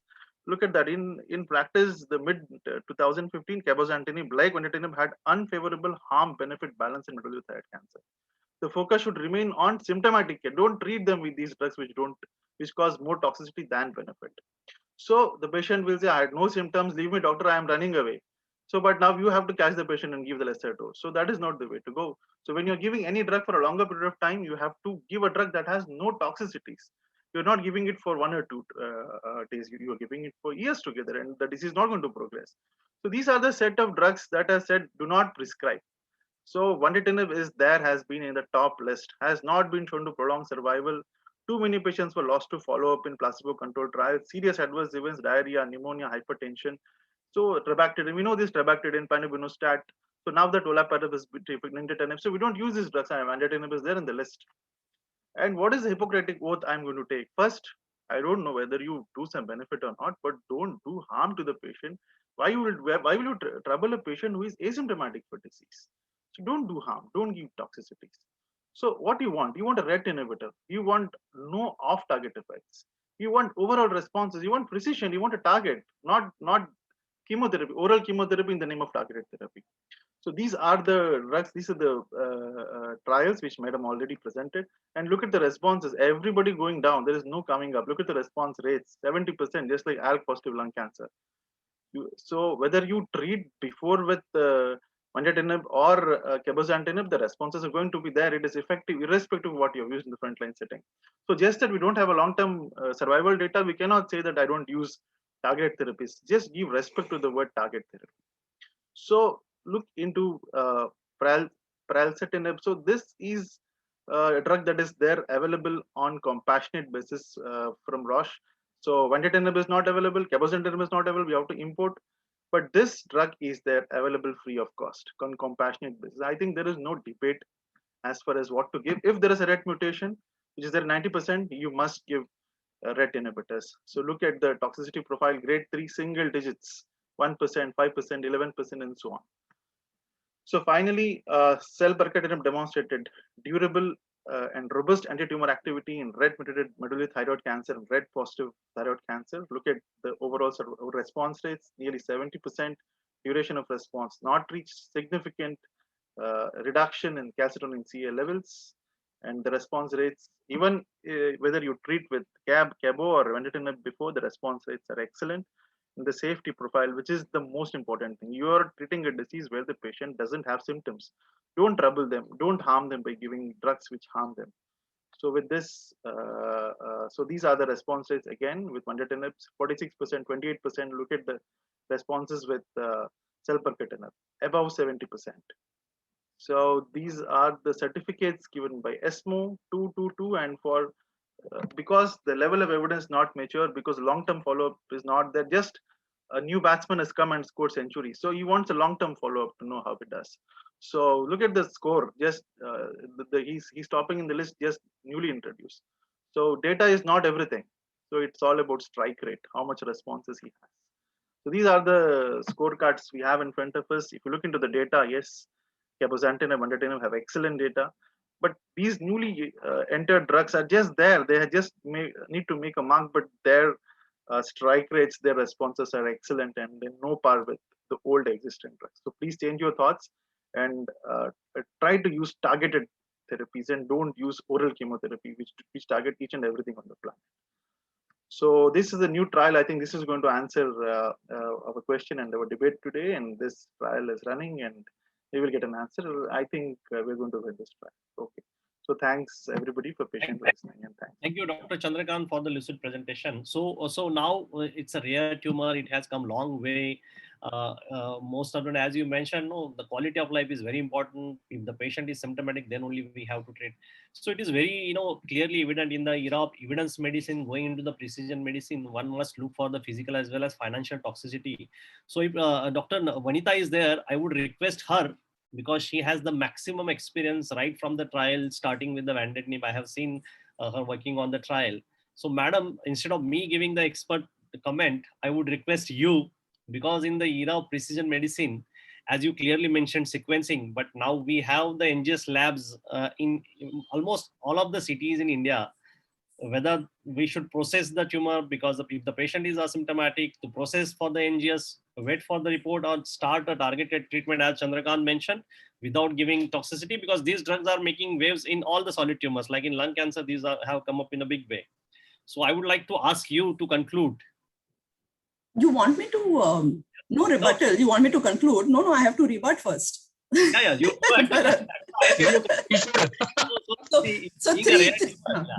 So 3 minutes of rebuttal. So for Vikas, for Cabozantinib, you had very nicely shown us a nice rejection. So I just want to ask you, Vikas, do you, based on the FLORA data, do you not prescribe osimertinib to your patients in first-line setting in EGFR mutant lung cancer? Vikas, bolo. Ma'am, I will just So let my turn NICE, come. yeah. Let my turn Okay. come. So NICE has rejected osimertinib for being not cost effective. So I guess the bottom line is we are glad that NICE doesn't actually give recommendations to Indian oncologists. So I'll leave it at that because osimertinib is used around the world in the first line setting, but NICE has rejected it. In terms of trials and in terms of the data, you said the data is very clear. So let's examine the exam trial for cabozantinib versus the Zeta trial for vandatinib. The progression-free survival primary endpoint. Progression-free survival for patients who received cabozantinib on the exam trial, 11 months. Progression-free survival for patients who received vandatinib on the Zeta trial, 30.5 months. Response rate, cabozantinib, 28%, vandatinib, 45%. Overall survival benefit, cabozantinib, none. So I'll leave it to you. I'm not really sure how you would interpret that data as being extremely clear for cabozantinib. I don't know. In my mind, all efficacy was better for vandatinib, and that to my mind seems to see at least between vandatinib and cabozantinib. Yes, I think vandatinib perhaps would be better. Coming to Chandrakant, so I agree with you that patients who are only symptomatic. I think you started by saying that patients are symptomatic and only those patients should be treated. I agree with you. That has been our paradigm all along. It may be changing with targeted therapy. So I don't know that because prasatinib and selpercatinib are actually very well tolerated and they really do work. So it might sound that I'm arguing for the opposition, but yes, I think maybe it's time that we may have to rethink that. In terms of vandatinib skin toxicity that you had shown, that does not occur. It may be that our patients are different, but I have not seen that toxicity in a single patient. Hypertension occurs, QT prolongation may occur, but that horrible red that patient that you showed with skin toxicity, that does not occur. It's just for debate, ma'am. It's just for debate, ma'am. No, I understand. No practical experience. Absolutely. So that thing about too dangerous in medullary thyroid cancer, it is very efficacious. So harm benefit ratio, saying that it is too harmful.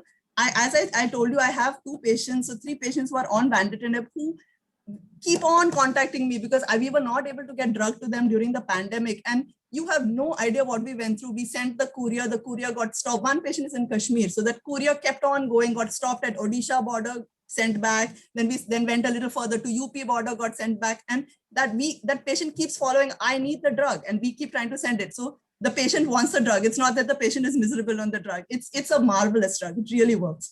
Sequencing, and I think what you had shown about olaparib also was there as part of the harmful drugs that should not be used. Come on, Chandrakant. We are not using olaparib. It was 2018, ma'am. I know, so I'll leave it at that. And so I think in the meantime, sequencing may work because if you get 30.5 months of PFS benefit, and then you can sequence it with a RET inhibitor, that may be excellent. So I'll ask you, so you will apply for prasatinib on a compassionate basis. That, to get the drug on a compassionate basis will take you at least 2 or 3 months. What drug will you use in the interim?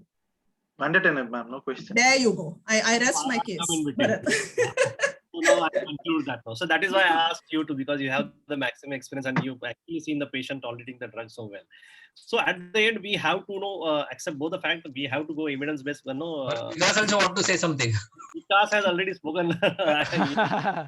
So I think your students are too scared. So we in the interest of time, we agree. There are level 1 evidence for both cabozantinib and vandatinib, as both the first 2 speakers have already said. But at the same time, we have these excellent drugs coming up. We need not look at the level 1 evidence. There is something called as a precision medicine. You have to discuss with the patient both the financial toxicity as well as the physical toxicity, and you have to just guide the patient. It's good that there are many drugs coming up in this rare tumor where there was nothing a decade back, and after the surgery and palliative radiation to form of some cytotoxic chemotherapy or some somatostatin receptor, we see that these patients are going to get a good quality of life, good responses, good progression-free survival, and at the end, the sequencing, which is very important in other type of cancer, maybe is very important over here, and that is what we have learned after these 3 sessions. So all the drugs are good. You have to discuss with the patient, and you have to take patient into the confidence and let the patient decide which drug is best. I think that is the best conclusion. Thank you, ma'am. Thank you. Thank you, ma'am. Next, we will move on to the panel discussion on differentiated thyroid cancer, medullary thyroid cancer, on the best choice of systemic therapy. I invite the moderator, Dr. Devendra Chaukar, consultant surgical oncologist, Tata Memorial Hospital, Mumbai. Hi everyone, can you see my slides? Hello? Yes, Yes, sir. Yes, sir. I'll make it full view. All right, can it be seen? So I think we are bang on time, and I thank Rakesh and Bharat and the entire team for having me do this panel. I don't know why you asked me, because the topic is systemic therapy. Rakesh, I really don't understand anything of systemic therapy, though I've got a lot of knowledge now listening to the last 6 talks. So after having heard all the theory of molecular therapy and systemic therapy, we'll try to put it in perspective and how clinically we can use it. So we have a large panel. We have 4 medical oncologists. We have a radiation oncologist. I think Dr. Vikas has not joined us, but Dr. Amol is there in his place, a radiation oncologist. And we have 3 nuclear physicians. So, but we also have 2 surgeons, and I am a surgeon. So I think we'll start off with a little bit of surgical cases, and then we will shift to, we'll look at how systemic therapy and which systemic therapy can be incorporated in thyroid cancers. And since many of the webinars, as Rakesh said, we have a large load of webinars, are on well differentiated. We'll start off with medullary today, because following this panel, we have anaplastic, because well differentiated usually is very well covered. We don't normally speak on medullary thyroid cancer. So let's do that today. So we'll begin with our first case. So this is a 46-year-old male with no comorbidities, presented with the right cervical swelling in the last 6 months. We did routine investigations, which is the ultrasound FNAC. Now, to my surgical colleagues, what is this debate? We know we don't do serum thyroglobulin because it's non-specific when the thyroid is there. But what is this debate about doing calcitonin? Why this debate is there? Is calcitonin, is it really helpful to do calcitonin in the preoperative? And just because it's not cost effective, you don't do it, or what is it? Mandar, Gauri, or even Sandeep can come in. Am I heard? Yes, Mandar, go ahead. Yeah, so see now if the FNAC is, there are 2 issues over here. One is that doing thyroglobulin in all patients of kind of a thyroid nodule, like a screening with calcitonin, Mandar, thyroglobulin we won't do. Sorry, calcitonin in all nodules of so as a thyroid kind of a calcitonin screening. Yes, you're asking. See, there are studies which have been done and which have shown that calcitonin screening is that way found to be effective, and it will show that you will detect something like 4 in 1,000 medullary carcinoma thyroids. Okay, and these will be early detection, and you'll kind of reduce their make them calcitonin levels undetectable, kind of a thing. Only thing, it is not found to be cost effective. Obviously, these studies are done in the Western world. There are no studies done in India. But for 4 cancers to be detected, you will be doing 999 perhaps unnecessary thyroidectomies. Right. Okay. So that's not. Now doing here, perhaps you will do it if your FNAC turns out to be suspicious for medullary carcinoma. Absolutely. Then definitely you will do calcitonin. Then definitely. Yeah, we'll come to that. So calcitonin is a screening method for indeterminate for thyroid nodule is not cost effective. It does help because it detects my medullary at a C cell hyperplasia phase, and there's a theoretical advantage of operating this early before medullary carcinoma sets in, and the survival, the cure rates, the biochemical cure rates are supposed to be better. But because it is so rare and you pick up so less, as Mandar said, we don't normally do it. So this patient, we have an ultrasound which shows a nodule in the right lobe. FNAC was suggestive of medullary thyroid carcinoma. What further investigations? Gauri, how will you investigate the patient further? So I'd like to look at one is for the medullary thyroid cancer. For the extent of disease, I'd order some investigations.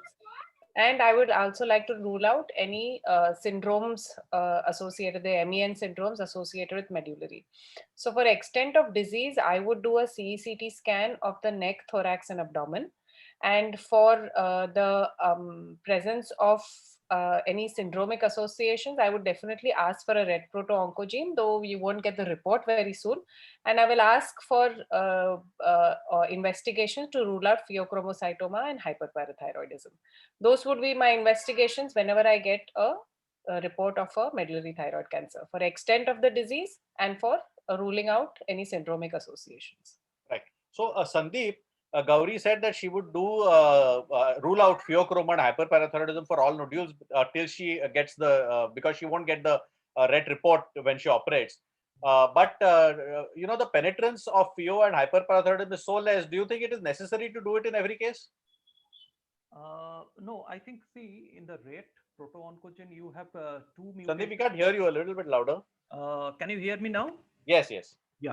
So, see, there are particular rate mutations which are very important, like 918 and 634, which are their germline mutations, where your PO and hyper, that is, which are medullary variety, MEN2A, where your PO and hyperparathyroidism incidences are high.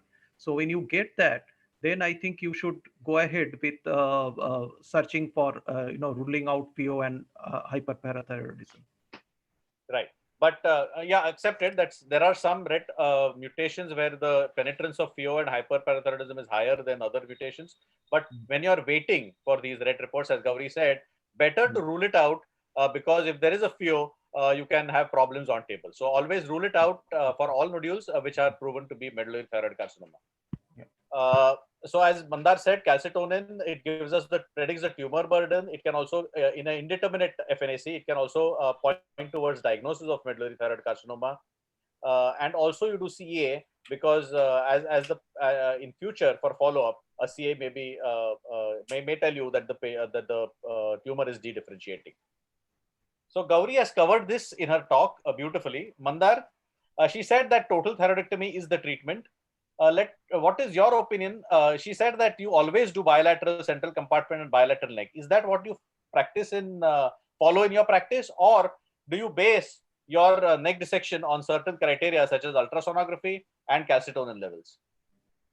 To be very frank, we in this thing usually do a central compartment in all patients and even bilateral neck dissection in all patients. But as Gauri said, you can, and there are centers which base their therapy based on ultrasonography and levels of calcitonin. Like you have mentioned that if it is kind of less than 20, then do limit only to the central compartment, or then kind of do it only do a bilateral neck dissection only if it is more than 200, that you can do it. But somehow we do it in all patients, bilateral central compartment and a bilateral neck dissection. So Gauri, do you follow what you told us or do you go by the calcitonin? The calcitonin is say about 15. Would you still go and do the extensive surgery and put the risk of hypo? No, if you look at ATA guidelines, central compartment clearance in medullary cancer is mandatory. There is bilateral central compartment ATA guidelines, level 6 clearance is mandatory. It has got nothing to do with calcitonin levels. The only thing which the ATA guideline says you can avoid is the lateral compartment if your calcitonin levels are lower. It does not say anything about the central compartment. And as I said, we don't have, with regard to, in my practice, I do not follow calcitonin levels because I don't think we have outcome data on following calcitonin level based neck dissections. It is really not available. And we have some data, and we also have some data from our own unit that was seen, which looked at this thing that Henning, Droll and Machians brought out. It's not been validated in many other centers, you know, that at 200, you don't have lateral compartment dissection. At 500, you have distant metastasis. That's not been really validated very well in many centers. So we don't have outcome data. This is not validated. So I personally do not follow calcitonin-based neck dissections. I do a total thyroidectomy, bilateral central compartment, and bilateral leg dissection in practically most of my medullary thyroid cancers. Yeah. So both the surgeons here have said that you will do extensive surgery, and that the reason primary because in papillary or well differentiated, a nodal recurrence usually does not impact in the long-term outcome. You can go in and operate. In a medullary, two things: you cannot fall back on any adjuvant treatment like radioactive iodine in differentiated, and second is a nodal disease.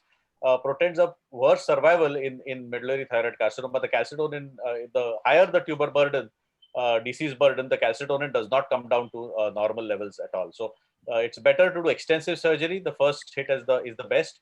And this level of calcitonin is really, as Gauri said, it's not practiced in routine clinical care of patients. It's only in theory that we do that. So let's move ahead. We know the extent of surgery, and Gauri has already spoken about it. Let's go to the next case. She's a female who was operated and has come to us now with a right hemithyroidectomy done. And incidentally, in the histopath, a medullary thyroid carcinoma has been detected. What would be a further course of action? Would you straight go in and operate the patient, or would you? Patient says, I'm not very keen on doing a second surgery. So how would you counsel this patient? Surgeons, Mandar, Gauri. Now, first and foremost, I'll study the histopathology report in detail about the size of the tumor. Yeah, intratumoral Mandar about 1.2 centimeters, and neck dissection was not done. Yeah, so. that there is no extra thyroid extension, all the nodes are negative. Second thing, I'll do the imaging to find out whether the opposite lobe has any kind of a focus of the thyroid, whether there are any nodes. So imaging, I'll check. Third thing I'll do is I'll see the calcitonin level. Now, this is a kind of a tricky thing. At what time I should do a calcitonin post-operatively? Because ideal time is something like a 3 months post-surgery that I should do thyroglobulin. And fourth is that this is basically I'm thinking whether I should observe or I should redo the surgery. So I should get a RET proto-oncogen done. So because if it is a familial one, then I have to do a completion thyroidectomy because there's a very high chance of disease in the contralateral lobe. So if it is a sporadic one, then I can observe it. So Gauri, Mandar has said that if the imaging is clean, there is no disease in the central neck. If the RET is negative, calcitonin is less than 10, absolutely normal, he's going to observe. Any additions to this, or will you just go in and operate? As you said, total thyroid is a must. I would really counsel the patient to go ahead with completion surgery. If the patient is absolutely not keen on completion surgery, then of course we can observe if the patient is not keen. But my recommendation to the patient would be completion surgery with neck dissection and central compartment clearance. Or Devendra, I would just change this thing is that I would say that if patient is keen on observing, then this is an option which would be there. Right. If patient is not keen, the safe option would be that I'll just go ahead, just do a completion thyroidectomy. I would just go ahead, knock off do a completion surgery. But if patient is not very keen, then I would say this is an option which would be there because studies have shown that you can observe it. Yeah. So as Gauri mentioned in the talk, there are small reports where patients have been observed following an hemithyroidectomy and have achieved biochemical cure upwards of 80%. So as we said, if ultrasound or CT scan is normal, calcitonin comes down to normal, RET is negative, it's a sporadic variant, then there is an option of observing this patient if the patient is keen. But the standard of care today remains total thyroidectomy with bilateral neck dissection for all medullary thyroid carcinomas. So we don't have yet robust evidence to tell us that you can observe this patient. But yes, that is an option. You can follow up this patient closely, and as and when the calcitonin starts rising, you can investigate again, and then at that time go in and operate this patient. Let's move on. I'll take case 3 and 4 together, and then I'll post some questions. So case 3 is a 41-year-old female who has a medullary thyroid carcinoma, has no neck nodes palpable, but comes with a calcitonin of more than 5,000. CA is raised. Rest all investigations is normal. RET proton is negative. She's a sporadic case. On further investigating, I'll stop here first, and I'd like to ask my nuclear physicians. We are told that to detect distant metastasis, CT scan is the best for chest.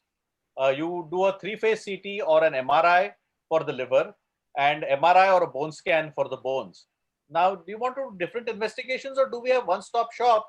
And what is the role of FDG PET versus a DOTA PET? What will you advise in a medullary thyroid carcinoma to do a FDG PET, PET CT, or a DOTA PET? Anybody? Sandeep, Amaya, is Amaya there? I'm not sure if he's here. Amaya, or I think Parag, if you want to take. Parag or Hemant. Whoever is there can take this question. Which is the best investigation to detect distant metastasis for a patient who comes with 5,000 plus calcitonin level? Well, Devendra, I would just tell this. So we have 3 PETs here in MCT. One is DOTA PET, one is FDG PET, and another, though we are not doing much in Mumbai or India, is FDOPA PET. So the question is which one you want to take, and the answer is it also to lot extent depends upon the calcitonin doubling time. This is a very important parameter. So when your calcitonin This is the primary setting. Calcitonin is high. Patient has come to you. The surgeon wants to know whether this is a localized disease or this is a metastatic disease. What will you tell him? Which investigation will you advise? Well, if you want to tell, see if the disease is on the slow growing phase, DOTA will be positive and FDG can be negative. Whereas if it is a fast growing disease, then so in that case, if you want to tell me that which one will be best, I have to go for both PET CTs, both DOTA and FDG. Okay. Mandar Gauri, in your clinical practice, what do you do to detect distant metastasis? What would you do in this patient with 5,000 calcitonin? I do a CT scan of the neck, thorax, and abdomen, or a PET CT. PET CT. Mandar? No, that's what. So the ATA guidelines mention that you should do multiple investigations, but then I must understand that those are all almost 5-6 year old guidelines kind of. Now there is evidence that FDG PET is a better investigation. So we nowadays do a PET CT rather than getting multiple investigations like CT, then MRI for liver, and this thing. We get a FDG PET done. Right. So as Sandeep said, it's a very little to choose between FDG PET and DOTA PET. There are some indications and certain clinical criteria of the disease, how fast growing or slow growing it is, where either one of them is positive. So there is very little to choose between the two, and we generally do a FDG PET to detect distant metastasis. So that was done in this patient, and a PET CT, and showed a manubrial met, a sternal met in this patient. I'll take the next patient and then we'll discuss a few points. The next patient is a 55-year-old male who came with a thyroid swelling, again a medullary thyroid carcinoma. But this patient has multiple metastases. He has multiple metastases to the axial skeleton, and also has a thyroid medullary thyroid carcinoma with a calcitonin of 8,253. Now, first question about this patient who has so these are 2 patients. One has a solitary met and the second has multiple metastases. So surgeons first, for the first patient with a solitary met, would you operate, I'm sure you will operate the thyroid, would you operate the solitary met, or would you want to wait and look at the disease biology, the progression of this, and then take a call? So I'm in favor of always looking at disease biology if you are going to do any metastatectomy. I don't generally like to do metastatectomies unless we know disease biology. So I would like to observe what happens to this patient and then decide on whether I want to operate the metastasis. As you said, I would definitely go ahead with surgery for the primary in this patient. Right. Mandar, do you differ from this? What would you say? Some extent in this particular case, to some extent I'll agree with Gauri, but one more thing, because this is a solitary met in the sternum, 2 things I would say. Number 1 is that because PET has a high false positivity, I would like to confirm the metastasis by perhaps getting confirmed Mandar, it's a metastasis. Okay. And perhaps in sternum, because it is just in the area which is close to the primary. Okay. Perhaps this metastasis would have been somewhere away from the primary. I would say I would resect that metastasis at a second surgical listing. This is just perhaps just at the lower edge of a primary. I don't know how far away from the primary it is. Perhaps I may. So it is case to case basis. Perhaps it will be different. But Right. Yes, most probably I would give I'll look at the biology of a disease. I'll resect the primary, give some time, look at the calcitonin doubling time. If it is a very, very aggressive disease, then perhaps I will defer surgery. If it is not a very biologically, and you have to treat a oligometastatic disease different from a disease which has multiple metastases and treat this disease with a accepted. local therapy. I would say local therapy rather than surgical therapy. Right. So both want to observe the metastasis, and that's because medullary thyroid carcinoma with a metastatic disease, the probability that you're going to get the biochemical cure is close to zero. And you would want to know, probably you would also do a rate on this, and you see for a mutation which can occur in the sporadic case also, and that tells you that that disease is aggressive and you may not want to touch the metastasis. So as both said, that generally in a metastatic patient with medullary, you would operate the primary, you would wait for to look at the disease biology, because giving morbidity upfront to the patient may not be the right way to go. Second patient, I take from both my surgical colleagues that even in this patient with extensive metastatic disease, both of you all will definitely operate the primary. Is that correct? So 2-3 things. One, I want to rule out that this is not a MEN syndrome, because I see a family history. Sporadic, red negative. Yeah. And the other thing is that I assume that this is just a localized disease if the morbidity of the primary surgery is not high. And in this case, I will really have to look at the fact that the morbidity of the primary surgery is not high. And if the primary surgery is an EC surgery, not extensive nodal adenopathy, and I'm not going to hit the vocal cord, not damage any of the aerodigestive tract, then I will go ahead with surgery for the primary in this patient. Otherwise, in this patient, I may restrict myself to not operating on the primary if the morbidity is high. Excellent point. We always look at morbidity of the primary, because this is extensive metastatic disease, and you'll only operate the primary to get control at the primary site and not go in if there is going to be a lot of morbidity at the primary site. We'll get in a radiation colleague for the first case, the case 3 that we had a manubrial met. This patient histopath showed extrathyroidal extension, bilateral neck nodes. What would be your indications for radiotherapy in medullary thyroid carcinoma? Do we have a radiation oncologist? I thought Amol is here. Yeah, Hello? am I audible? Yeah. Yes, Amol, Hello? you are. Please go ahead. Yeah, so first case is a oligometastatic case, and second case is a free frank metastatic case. So in oligometastatic setting, we can treat patient with a curative intent. After surgery, we can give patient a high dose radiation therapy with curative intent. Also, SBRT can also be considered. And in second patient, we can give palliative RT to the spine, specifically to EL1 vertebra. Right. So let me go to the second case now. It is multiple metastases. Let us take two scenarios. Let us take first scenario where the patient is asymptomatic. The surgeons have done a total thyroidectomy. Calcitonin drops a little, but starts rising again. But the patient is asymptomatic. Now I'm going to get my medical oncology colleagues and the nuclear physicians.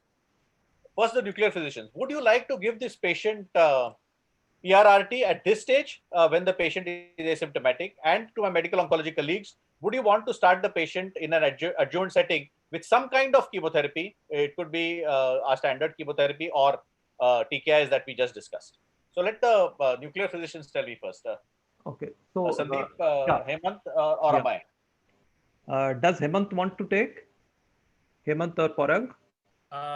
Dr. Batsu, I think would be better because he is Okay. commonly doing PRRT, Okay. So see, Devendra, in this particular case, I have two options. One is our radionuclide PRRT versus the TKIs, which is vandetanib and cabozantinib. So that is there. Saying that, I will tell that I see if these are the lesions, they are all showing high Krenning score uptake. I always do an FDG side by side to see how is the lesions that are there, and it is also multiple lesions. So I will see how is the FDG uptake in these lesions.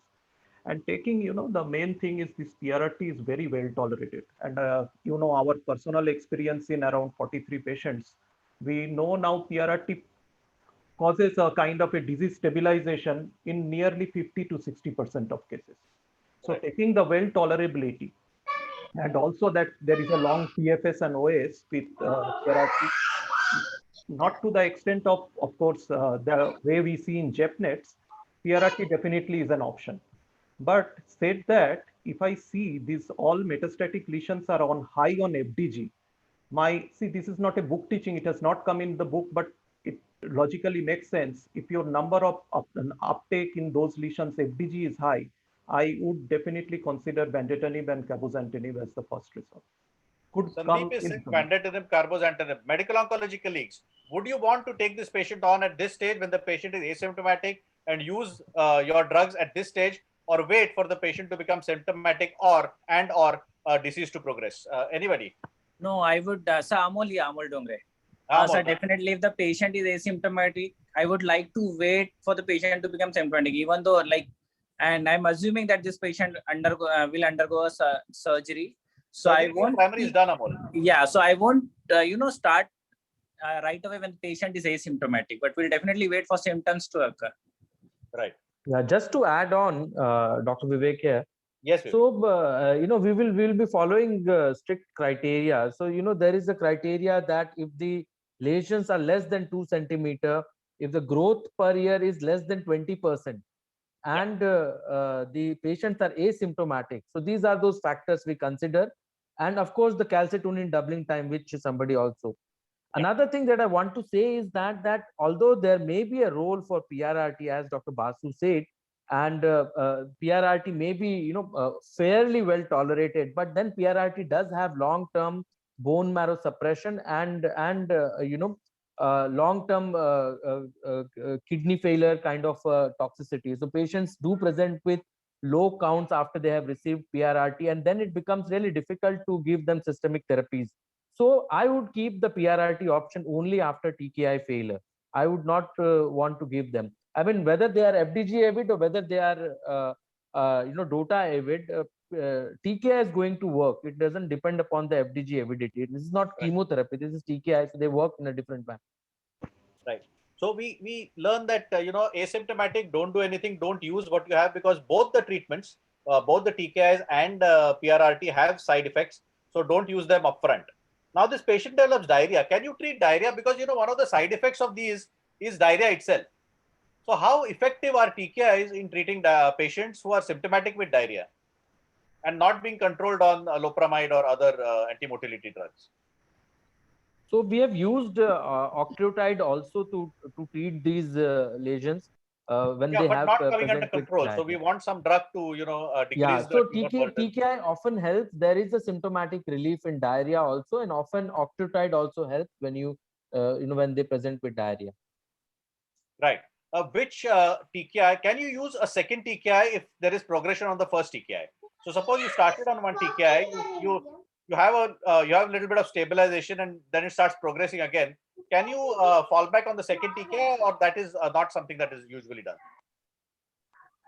So again, I think it was well discussed in the debate where they clearly showed that the RET inhibitors, selpercatinib and the pralsetinib, they were acting even when lesions have progressed on vandatinib and cabozantinib. So second TKI is always an option, and nowadays what we are getting is that we don't get neither vandatinib, cabozantinib or selpercatinib is freely available. So what we are doing is either starting patients mostly on sorafenib or on lenvatinib, and lenvatinib being the new drug, it is quite well tolerable, easily taken as compared to sorafenib. And when these patients are progressing on lenvatinib, so then we are moving to the other drug options of procuring them from outside. And mutation testing is something that is the way to go, because if they are RET mutation positive, then the ideal way to treat them is with the RET inhibitors upfront. And if they are RET negative, then probably we have to go to vandatinib or cabozantinib. Right. So I asked this question because there was some debate in a conference I attended where they said that TKIs are good in halting the progression of the disease, and why it started at a very late stage when the disease starts progressing, and why not start it early? But the problem, as all the speakers have said, that there is dose limiting toxicity, and that is why today we wait for symptoms to come or 20% progression on scans to occur to start the patient on any one of these therapies, be it TKI or be it PRRT. So asymptomatic metastatic disease, observe.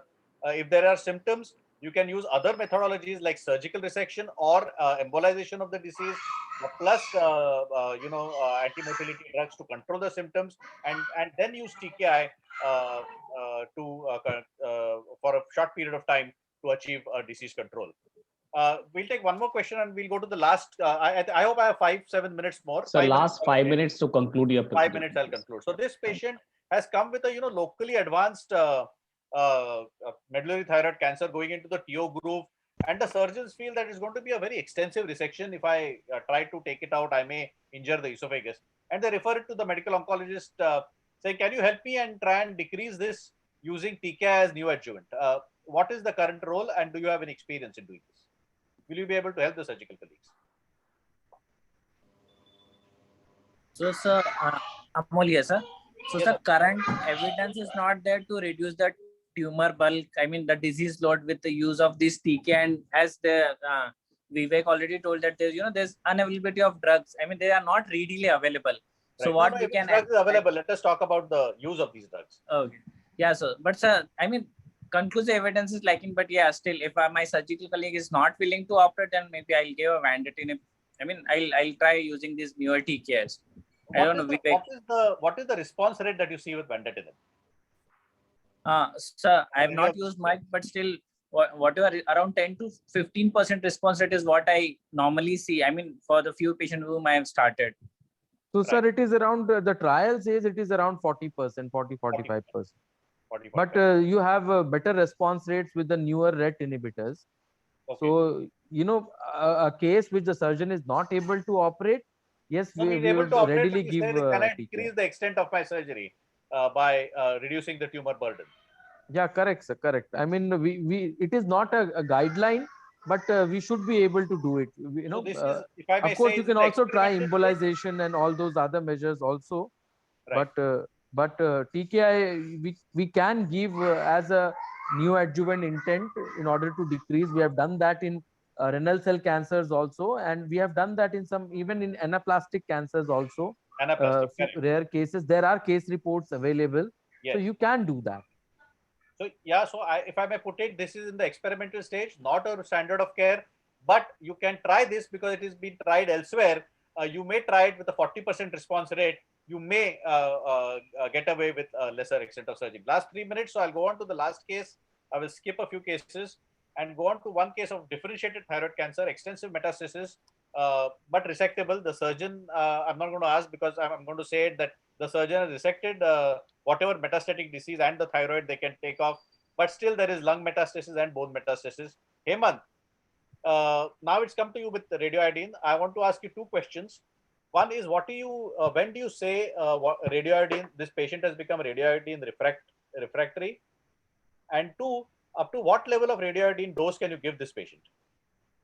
Sir, when there is a no uptake of radio iodine on iodine-free diet or iodine-free drugs, and there is a rising thyroglobulin level and imaging-wise there is a lesion, then we call it as there is a radio iodine refractory disease. Okay. About the dose, cumulative dose, as per ATA guidelines, 600 millicurie they are saying, but we give up to 1000 millicurie. Okay, so up to 1000 millicurie we can give in the actually we give up to 150 millicurie, and the cumulative dose would be around 1000 millicurie. Right.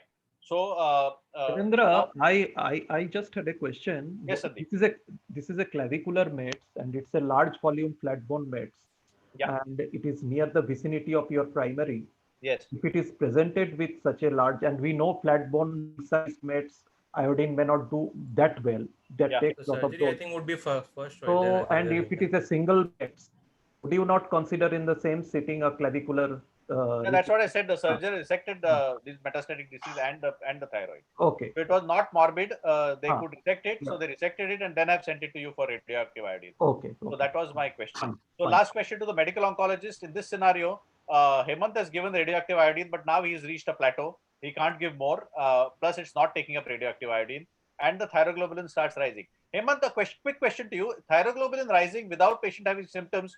Do you give large dose radioactive iodine if it stopped picking up? So patient is operated, not metastatic patient, but de novo patient operated. Now comes to you with rising thyroglobulin. We don't detect a disease anywhere in the body. Do you give large dose radioiodine, and does it help? So initially I give, but if it is refractory, then obviously there is no use of giving radioiodine. Then the medical oncologist can take a call. Right.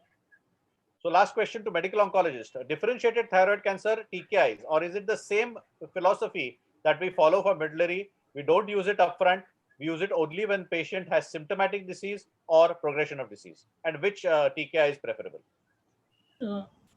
Amit here, sir. Basically, in this cases also we follow the same principle. If the patients are asymptomatic and the lesion is less than 1 centimeter, we observe the patient.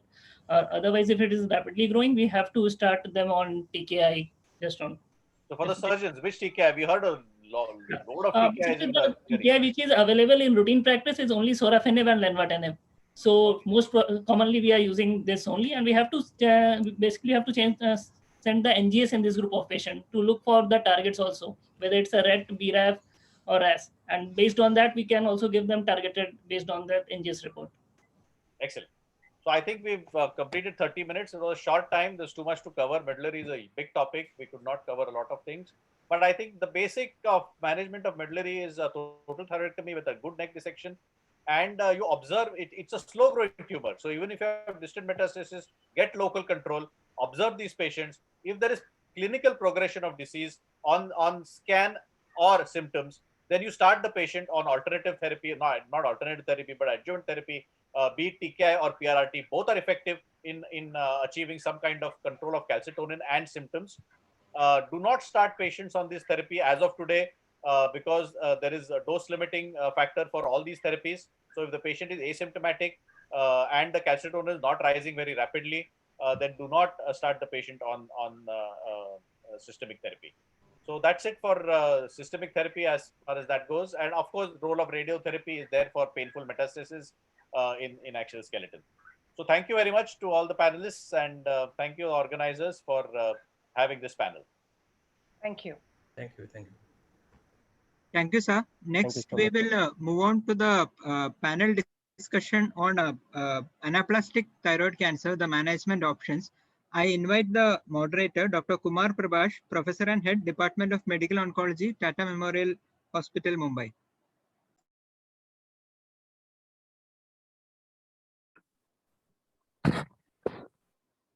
Hi, good evening, everyone. And at the outset, let me thank the organizers for giving me this opportunity to be part of this meeting. And I'll request my panelists for this session. And they are Dr. Mansi Sharma, Dr. Abhishek Vaidya, Dr. Manali Swain, Dr. Prashant Pawar, Dr. Rishabh Kothari, Dr. Sangeet Agarwal, Dr. Nidhi Tandon, and Dr. Shiv Kumar Sengirajan. We call him Dr. Shiva, so hopefully that will be enough name from my side. I will just screen share my slides in the meantime. You can see the slides. Yes, sir. Yes, sir. I'm audible also. Yes, sir. Yes, sir. Nidhi, I'm audible. Yes, sir. So we had a very interesting thyroid panel, and we kept talking about when to intervene, and we really want to intervene or not. So we were dealing with relatively not so aggressive tumor, and we are jumping to the another panel where we will see that we struggle that how early we can intervene. So straight away we'll go to the situations and questions and see what has happened in anaplastic CA thyroid in last many years. Till some time back, used to be a bit of a case where no one wants to use to treat these patients. It looks like things are a bit different. So starting with my first query, that how do we clinically suspect anaplastic CA thyroid, because that has an implication. And maybe we can start with Dr. Abhishek. Abhishek, in your clinic, when do you suspect that patient could have anaplastic CA thyroid? Okay, so typically in most. Do you feel that's a bit of an emergency also, in case you think you can add it after that? Go ahead. So we are looking at two clinical scenarios. One is patients who are walking in with a recent history of rapidly progressive thyroid mass, which has become hard or which has developed nodes. That's scenario number one. This scenario also includes patients who had previous thyroid lesions, either a multinodular goiter which was left unattended and now has become hard or increased its size, or has produced more symptoms. What symptoms? These are the constrictive or the pressure symptoms which we are talking about. So typically change in voice, respiratory issues, and dysphagia. That's one set of patients. The other set of patients is, as you said, those who present in an emergency, typically with respiratory embarrassment. So these are the clinical scenarios that you would see your patients in, and these are the places where you would suspect an anaplastic carcinoma thyroid.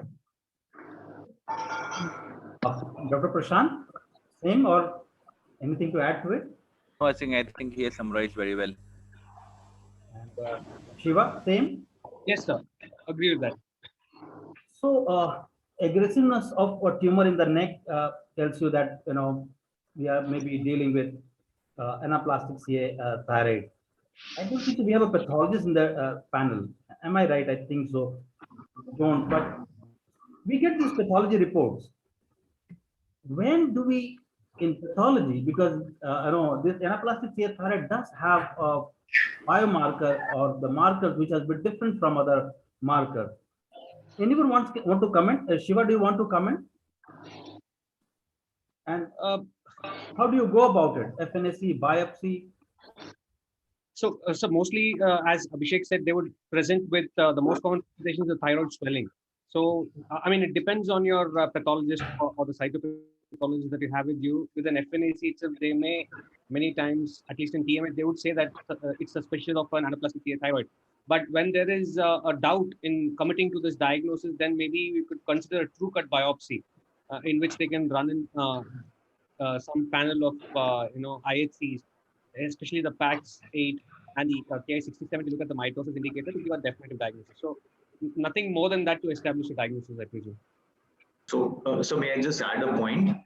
In the absence of a long-standing thyroid or a pre-existing thyroid, there are a few differential diagnoses which might present in this way. One is a high-grade lymphoma arising within the thyroid. Typically, diffuse large B-cell lymphomas may present in this age and in this pattern. Second is a poorly differentiated carcinoma arising within the larynx, but which has a large exolaryngeal component. And third is metastasis, usually from lung cancers, occasionally from renal cancers. So if in the absence of a pre-existing thyroid lesion, you have to get a core biopsy to look at your IHC and whenever possible, molecular diagnostics. If I may just add. Yes, Nidhi. Yes, I wanted to come to you regarding lymphomas and others. So basically, a lack of TTF1 positivity in a thyroid malignancy may point towards a poor differentiation of thyroid carcinoma, and it may suggest anaplastic thyroid carcinoma. Similarly, for PAX8, a lack of PAX8 positivity again shows that the carcinoma is poorly differentiated, and it may also point towards anaplastic.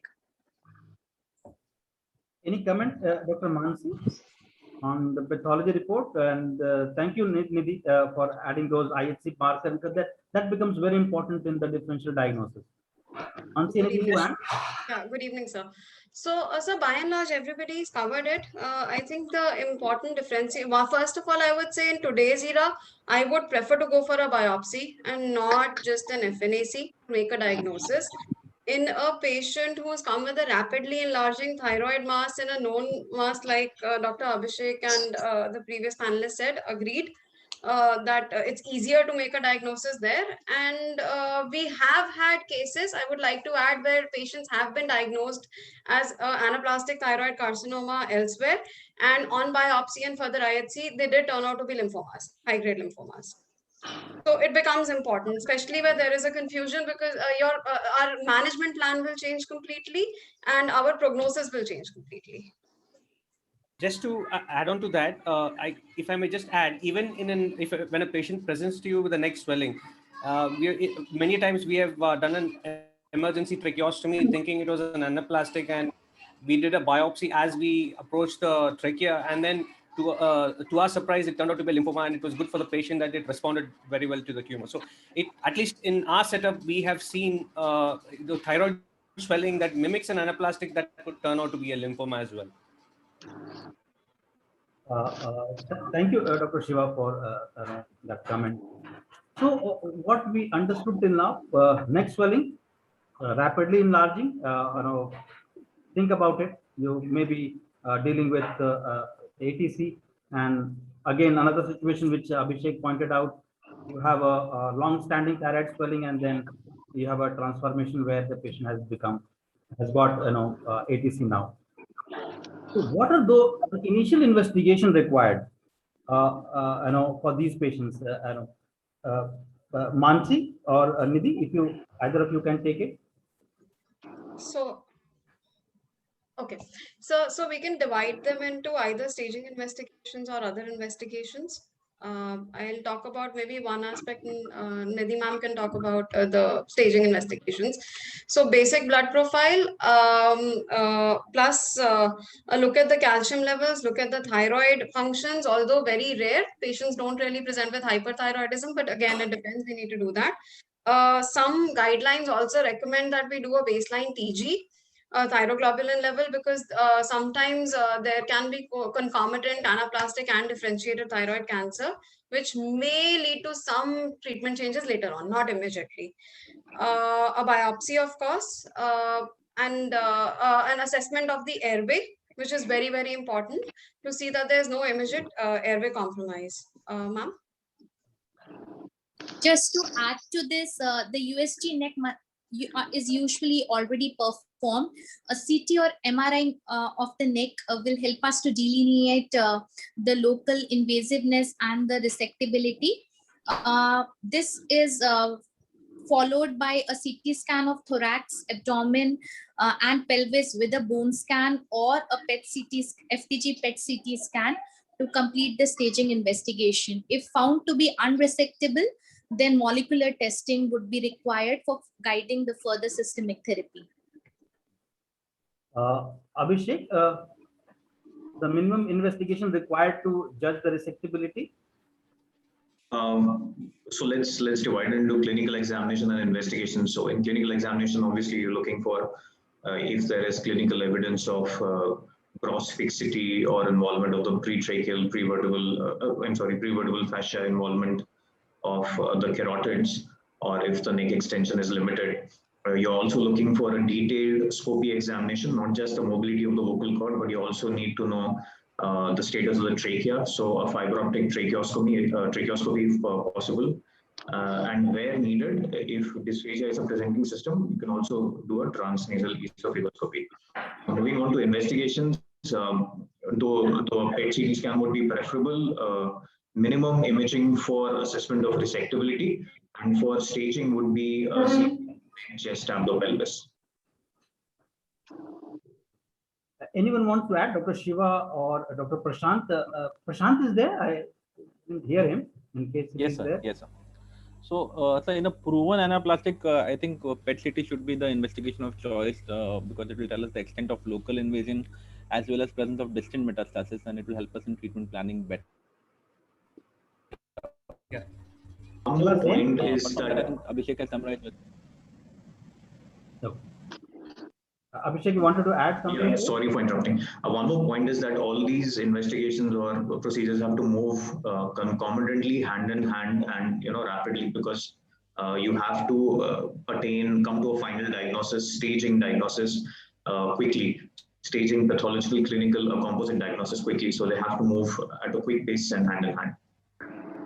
So, the contrast between the last panel and this panel, the tumor changes, your urgency changes for things. So I totally agree with Abhishek. Yeah. In this tumor, if you delay by few weeks, and maybe you may not be able to intervene with almost anything. Shiva, you wanted to comment? Yes, sir. So, sir, actually, if we presume that the FNAC and the basic investigation has been done, the staging has been done. Now, further investigation would depend on whether you consider the lesion to be resectable or unresectable. So once you decide that based on the PET scan, whether when the patient has a distant metastasis, you wouldn't want to do any further investigation. You consider it unresectable. I mean, you wouldn't offer surgery to this patient. Of course, the treatment would be non-surgical. Now, in the event that there's no distant metastasis, then you look at whether it is resectable or unresectable. Of course, a PET CT, the contrast enhanced PET CT scan would give you most of the details for resectability.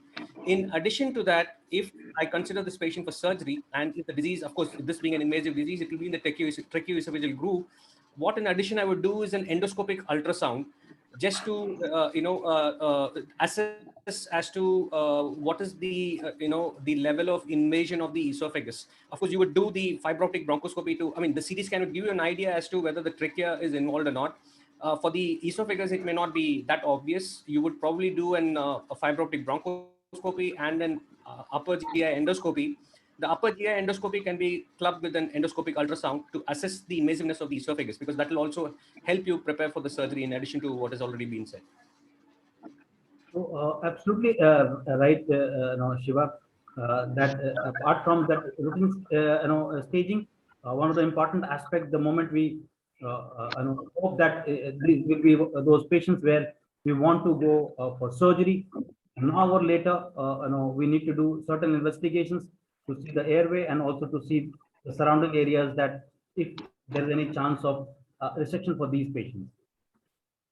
Can I ask this question to our surgical colleague, and maybe we can start with Abhishek. How commonly you have operated and how comfortable you are operating anaplastic CA thyroid?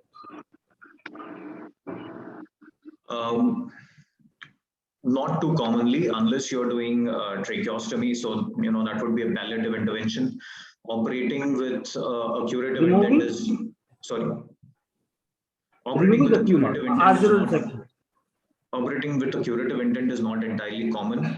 How comfortable the surgeon is, yes, unless the ATC is stage 4A, which is just confined to the thyroid. These are usually complicated with a lot of nodal involvement or extrathyroidal involvement, and so the surgery itself, the extraoperative surgery, is tedious, and it may have concomitant morbidities, and some of these morbidities may not be, they may be prohibitive morbidities in doing such surgeries. So upfront surgery not that common, and whenever it's done, it's usually an extensive surgery.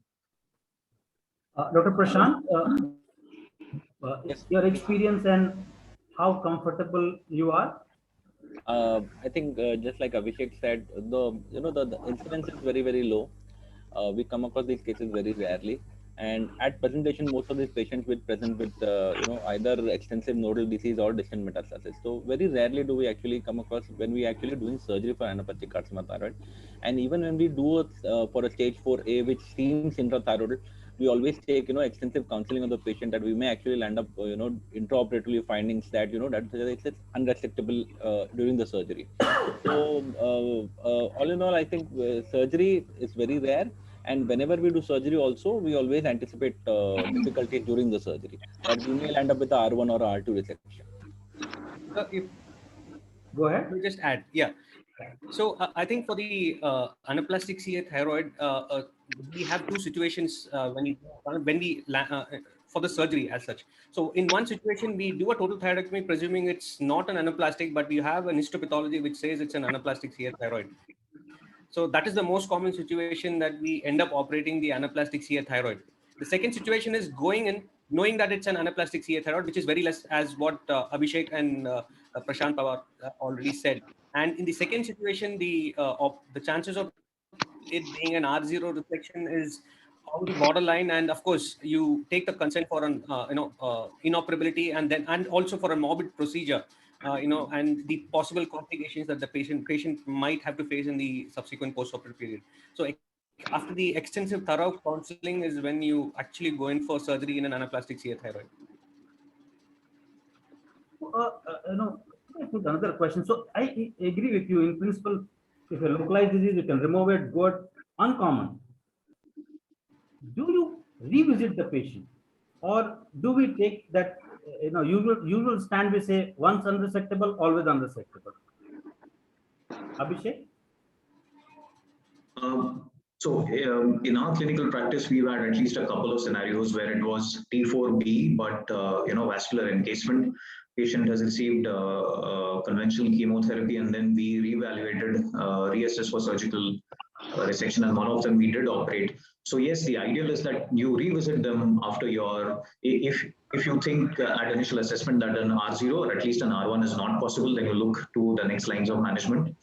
And once you've gone through the next lines of management and there is residual tumor, but now it is decreased in size, you revisit and assess for resectability again. Because when resectable in a non-metastatic, it really provides a chance at a slightly more durable cure than would be a non-resected ATC.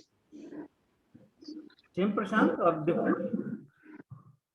So my view is slightly different because from the literature, we know that R0 resection really adds value in terms of survival to these patients. Also not very significant, but yes, definite. R1 you and revisit. So, for example, if you have, if you ask me, I had a panel discussion on this with Dr. Jatin Shah, and we were 5-7 people there. He said, "No, Kumar, I have always resectable or unresectable, and when I see this guideline, it would have been interesting if I could have shown him." And I said, "No, sir, this happens. We see in my clinic. Shiva is there, and I wish Prathamesh was there, where we have managed more than one patient. Again, sir, actually, there is a query regarding resectability, and then you treat them, and don't rule out surgery completely. That was my query. Yeah. So if I may just add, there is some those small data, but data for BRAF mutated patients giving dabrafenib plus imatinib as neoadjuvant and revisiting resectability again. I agree with you.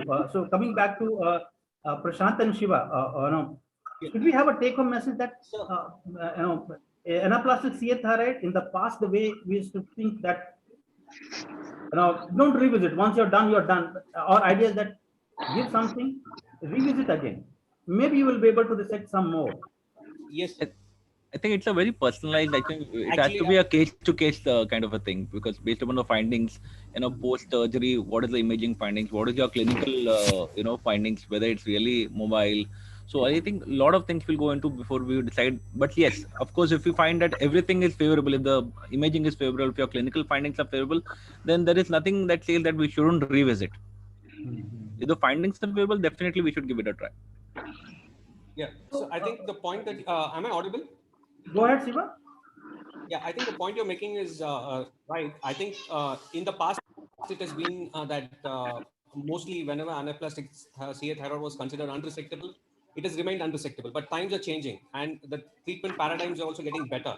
And the data from MD Anderson, their protocol to treat anaplastic CA thyroid, which was recently published in JAMA, gives credence to this thought process. And of course, as you said, in clinical practice also we have seen in few cases. And I think in looking forward, I think we shouldn't go with the idea that anaplastic CA thyroid, when considered unresectable upfront, is the end of the game. I think once we go with some treatment in the form of tyrosine kinase inhibitors or whatever chemotherapy that we give, we need to reevaluate and see if it has changed, and reassess for surgical resectability is what I would say.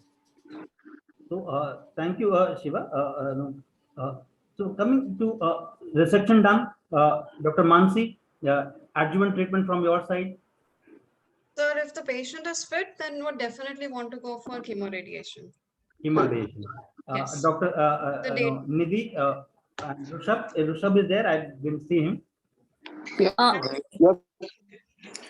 So, Nidhi, and then followed by Rushabh. Yes, sir, I would agree with Mansi, adjuvant radiation with taxane, platinum or docetaxel combination. Okay. Thank you, Nidhi. Rushabh, in your practice? Sir, I would agree. We would try to give adjuvant chemo radiation to the patient once surgery is done. That is the only subset which have crossed 2 years of survival, I think so. So, thank you, Rushabh. Can I add something to Dr. Monali? Dr. Monali, radiotherapy? Yes. So what dose, what technology, and every patient or only some R+ patient or any subgroup, or every patient should receive? So in terms of radiotherapy, if I classify these patients, like the patients who are resectable, R0 or R1, another group, the patients who are unresectable, versus there is another group who is metastatic. So now coming to the resectable group, even if it is a stage 4A and it is R0, but still there is advantage of giving post-op chemoradiotherapy, and that too using IMRT. Even the ATA recommends giving IMRT, and the study from the Mayo Clinic that has shown actually a significant survival, 1 year and 2 year survival in the range of 60 to 70%, which is really significant. And there is also another study which again shows IMRT is better. So even if it is stage 4A post-op, we will give adjuvant RT. Stage 4B with R1 resection, we will give post-op adjuvant RT with concurrent chemo. So coming to the unresectable, even for unresectable disease, so the way you are asking, should you revisit the patients? Yes. So the unresectable patients who have received chemoradiation, so those patients also can be subsequently assessed for the feasibility of surgery also. So thank you, Dr. Manali. Coming back to Rishabh, this was not the slide I had when I was getting trained, that you have ALK, you have RET, you have anti-RK. For the audience, what are those therapy and what kind of responses we expect? Why this is a buzzword? Sir, or BRAF, so if you can let people know these are what mutation it means, and if we give therapy, what kind of responses we expect. Sir, BRAF mutation is amongst the most common one. We can see in around 20 to 50% of such patients, and we expect response beyond 60%. Response rate is beyond 60% in such patients. So BRAF V600E is the most common mutation which is seen, and there are reports where post BRAF mutation, BRAF targeted therapy, unresectable disease 4B was getting resected, and they have undergone chemoradiation and their survival was beyond 2 years. Similarly, now with more and more NGS being available, we have ALK inhibitor, anti-RK inhibitor, RET inhibitor, and even TSC1-2 inhibitors, which have shown good response rate, though the data is small for most of them because it is uncommon tumor. But it looks exciting that we will have more and more drugs available. As of now, ALK inhibitors are available in India, BRAF inhibitors are available in India, anti-RK is available in clinical trials, and RET inhibitors are available on compassionate basis. So there is something which we can offer for most of the mutations, even in India as of now. So it is exciting, and the response rates are really encouraging to use such drugs. Dr. Nidhi and Dr. Mansi, if you want to add to this. Sir, I agree with Dr. Rishabh. Definitely, I think looking at the data, although other than BRAF, the data is very, small, just 2 patient, 3 patient, 4 patient data. But it seems like patients who have an actionable mutation some of them do show durable responses and good outcomes with these inhibitors. We have to look at a number of factors, one being that, of course, the availability of these molecular testing approaches like NGS, and secondly, also the availability of the drugs, as well as cost is a little bit of a constraint. So for somebody who has all the, resources in the world, it's a very, there's some light at the end of the tunnel. Okay. I missed Dr. Sangeet Agarwal. My sincere apology. Can I have your comment, sir? Dr. Sangeet Agarwal, if he is there. If he is not there, there was a question by Dr. Prathamesh. So Prathamesh is there in the audience, and that's the reason I brought that question. That yes, he has a question that can you give neoadjuvant chemotherapy? Yes, I'm not saying what should be neoadjuvant. It can be more than one approach. One can think about it. As Dr. Monali said, that if you're giving chemoradiation, then also you can revisit it. And I think what point Prathamesh wants to make is, there was a very good Medscape article which suggested that if you want to improve outcome in anaplastic CA thyroid cancer, you need to, almost hardly any patient will receive only one single modality therapy. It will be trimodality by and large for most of the patients. And that's what can improve the outcome of these patients. And second is profiling them and trying to get access to this treatment. And that's a bit of a question we need to ponder ourselves, how to improve the access. We'll go to the maybe next situation because I have maybe a minute. For me, that was last situation, this one. So advanced stage, these different therapy which is available. In case they are not available, what do we expect with chemotherapy? Dr. Rushabh? And Sir, palliative chemotherapy is an option. We can use anthracyclines with platinum, or we can even use Tkis. So generally, if BRAF mutation or any other mutations are not positive, or if it is not feasible for patient to access that drugs because of logistic issue, then palliative chemotherapy versus best supportive treatment is something which we can offer to them. So go ahead. So the only other thing is lenvatinib in a slightly higher dosage of 24 milligram once daily. That can be utilized apart from what Rishabh said. And of course, we have some evidence of using pembrolizumab in more than 10 mutations. So immunotherapy again has some role here. Dr. Mansi, any comment? So there's some data for the combination of lenvatinib and pembrolizumab. The ALTEP trial, I was reading about it, that they did show some good responses in that. So that is something that we can explore further. Coming back to patients who really don't have any targetable mutations, we were talking about the role of chemo. So I would just want to say that we will see a number of factors before we start chemotherapy in these patients. We will look at one, their performance status. And secondly, we will also assess for feasibility of chemotherapy, especially doxorubicin based, because mostly anaplastic thyroid cancers occurs in the elderly above the age of 60. So again, assess for that. Third thing is counseling becomes very important because patients and their relatives, especially in India, the relatives need to know what the outcomes are that we're expecting, and it's a relatively dismal prognosis disease. And sir, lastly, I would say what you said actually. So just reiterate the fact that I think eventually, even in stage 4C patients, it's been seen where, you know, the extra thyroidal burden is not much. The systemic burden is not much. You can still achieve some valuable time for the patient if you direct your therapy towards trying to bring down the thyroidal disease burden, the local disease burden. Can I add something? Go ahead. I completely agree with Dr. Mansi. Our palliative care colleagues should be on board, especially for all stage of anaplastic carcinoma, especially stage 4C. So probably the patient and relative at some point may not want to take any treatment. At that situation, maybe palliative radiotherapy has some role to play in those cases also.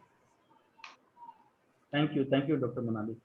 So with this, we'll have another slide. This was for radiotherapy and chemotherapy, which we talked about in upfront or definitive setting with some number of patients you may be able to cure, or some number of patients you may be able to convert for surgery. Any last comment by anyone? Dr. Mansi, any last comment? Not really, sir. Not really. By and large, just that Sir, things last seem 1 to be a minute little to better. conclude the presentation, sir. Sir, if I may, last comment. sir, if I may ask you something, sir. Go ahead. Sir, I was wondering that, like apart from P53, PIK3CA is one of the most common mutation which leads to dedifferentiation. So should we try alpelisib? This is one of the disease. Yes, if you get it, you have given chemotherapy, and then if patient can take it, one of the problem is that PIK3CA in a different tumor has got a differential responses. It's a bit like a BRAF. It is not necessarily if you have everywhere it works. Now the combination of BRAF and MEK has a different issue. So one can try. I am in favor of that. If you have you have exhausted your routine treatment. Okay. But see that they are the classical PIK3, because PIK3 has a broad different types of PIK3 which is there. So, and I agree with you, Nidhi, because the PIK3 is not in the list. That doesn't mean in NGS you don't pick up. You almost 70 to 80% of the thyroid cancer, they will pick up some mutation. And the good thing is that in majority of them, you do have some treatment available, which is there for other tumors. And one can extrapolate, especially in a situation where patient is symptomatic, and second, where you don't have a routine standard treatment available with you. Abhishek, any last comment? I think this has been mentioned by Dr. Mansi. Counseling from the very first point is of absolute importance in these patients. You need to counterbalance. Even if you're planning some kind of surgical extirpation, it has to be counseled that the cost benefit ratio has to be valued in these patients. So you have to have a low threshold for moving to non-surgical options in these patients. So I would just like to make a point on tracheostomy because that is a very airway management in anaplastic CA is very important. And Sarbani madam had raised Go ahead. Question, very important question. Is that tracheostomy in anaplastic, we shouldn't, if the patient is asymptomatic and we just present to you with the neck swelling without compressive symptoms, and we are not offering, then we should not offer an upfront tracheostomy if in the absence of airway issue. Now, if you're planning to give radiotherapy or chemoradiotherapy for the patient, then maybe you could consider doing a tracheostomy. And the basic principle that we have been taught is if you do a tracheostomy, which most of the time in anaplastic CA is a difficult tracheostomy, always attempt an intubation before doing a tracheostomy and then go ahead with the tracheostomy because it's a very difficult procedure that you're attempting to. And then by the time you reach the airway, it's going to take some time. So if intubation is possible, that gives you some time to actually do the procedure. So the bottom line is if a patient is asymptomatic, not to do an elective tracheostomy, anticipating an airway compromise that may happen in the time to come, in few weeks or months to come. Address the airway as and when it is required, is what I wanted to mention.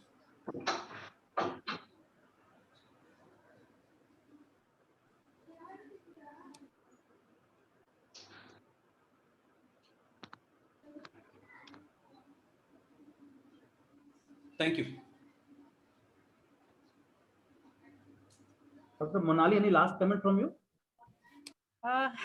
Nothing much, sir. Sir, as you have shown, this is actually very highly aggressive tumor. We always have this attitude of not treating. Probably we should change and we should try to offer something to the patient. And most important thing is to discuss with the patient relative extensively what they want. It's more important in this case particularly. Thank you, Dr. Prashant. I would just again highlight the point that was made that involving the palliative care physician from the very beginning is very important. Okay. Totally agree. And they have a point. The palliative care people say any patient with cancer, they should be involved from the beginning. That's what my palliative care head says to me. So I totally agree with you, Prashant. They say all the symptoms are important to manage every time. And Rushabh, any last comment from your side? No, sir, nothing to add, sir. Okay. So thank you so much. If there is no other comment, then I thank the panelists and thank the audience, and again thank the organizers. Thank you so much. Thank you. Thank you, sir. Thank you. Next, I would like to invite Dr. Chakor Vora, consultant medical oncologist from Harjeevan Hospital, Pune, for the quiz.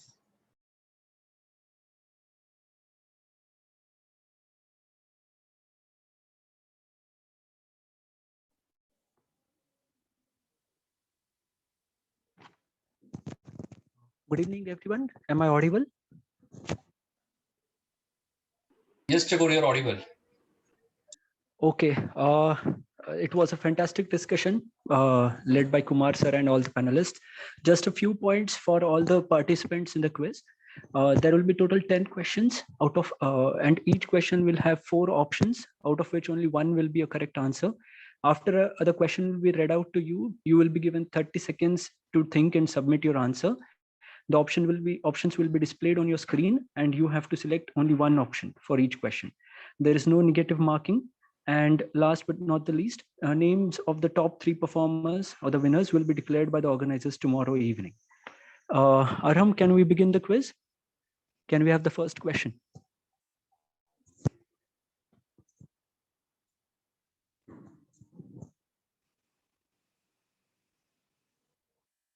Yeah, so here's the first question. Ultrasonographic lymph node characteristics most consistent with malignancy are all of the following except cystic appearance, calcifications more than 1 centimeter in size, loss of normal fatty hilum, or peripheral vascularization.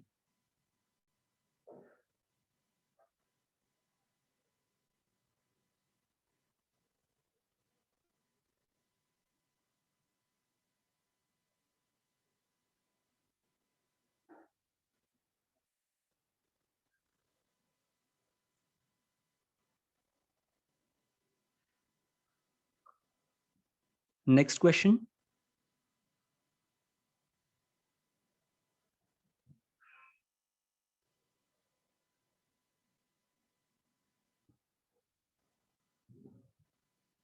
For unilateral intrathyroidal differentiated thyroid cancer, less than 1 centimeter in size, total thyroidectomy is preferred over lobectomy in which of the following scenarios? Clinically evident thyroid cancer in contralateral lobe, previous history of head and neck radiation, a strong family history of thyroid cancer, or D, all of the above.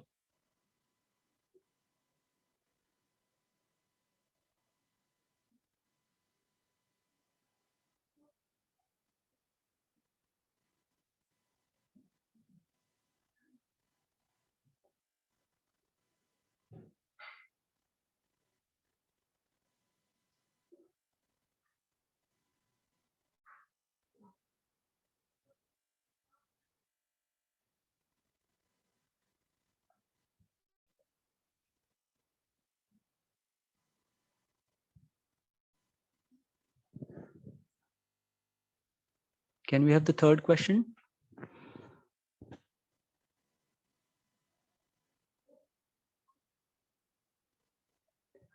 Six months after thyroidectomy, residual recurrent laryngeal nerve palsy or paresis is seen in what percentage of patients?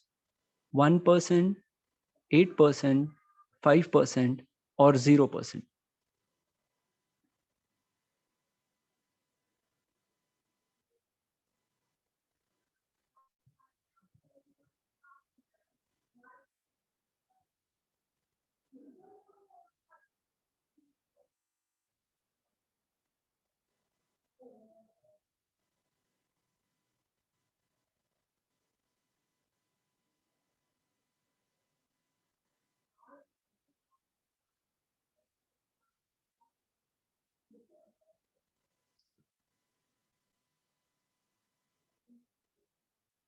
Next question.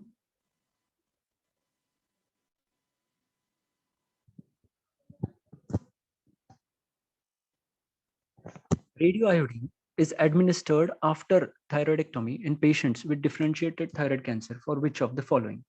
To ablate residual normal thyroid tissue, that is remnant ablation, provide adjuvant therapy for subclinical micrometastatic disease, or to provide treatment of clinically apparent residual or metastatic thyroid cancer, or all of the above.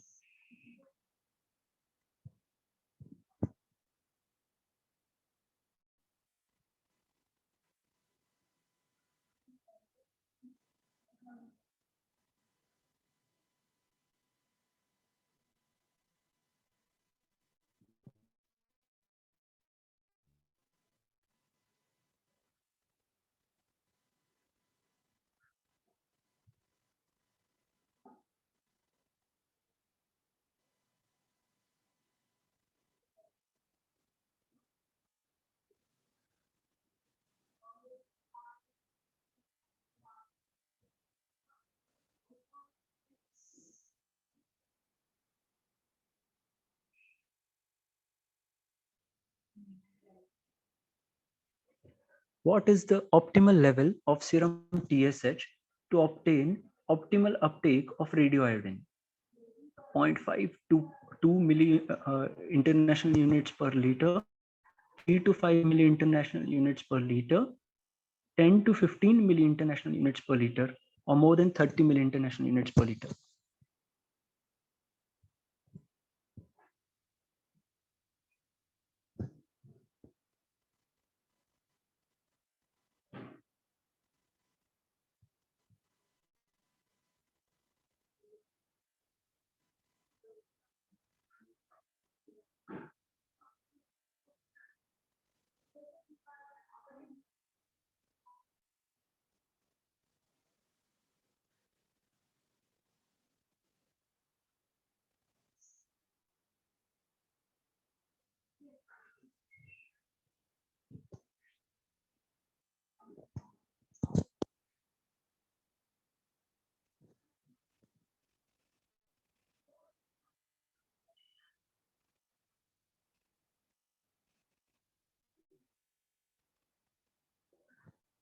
Certain genetic alterations are commonly associated with each type of the thyroid cancer. Which of the following is an incorrect match? Papillary thyroid cancer associated with point mutations in BRAF and RAS and rearrangement of RET. Option B is associated with RAS point mutations, rearrangements of PPAR gamma and PAX8. Anaplastic thyroid cancer association with P53 point mutations, BRAF V600E, and medullary thyroid cancer association is with beta-catenin, P53 and BRAF V600E. Which of the following is an incorrect match?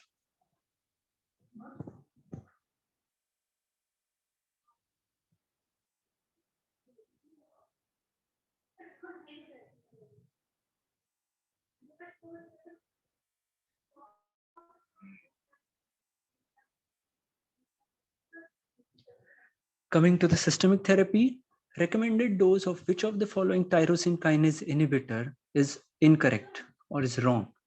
Sorafenib, 400 milligram twice a day. Lenvatinib, 24 milligram once a day. Vandetanib, 300 milligram once a day. Or cabozantinib, 1000 milligram twice a day.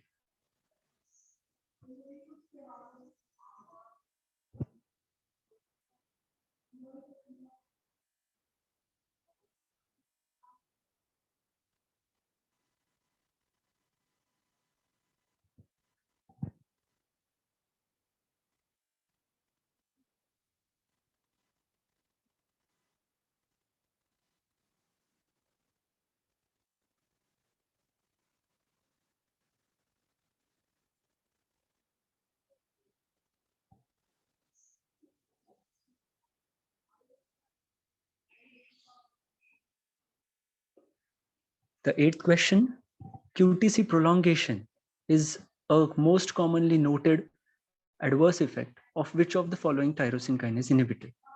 Lenvatinib, sorafenib, vandetanib, or cabozantinib.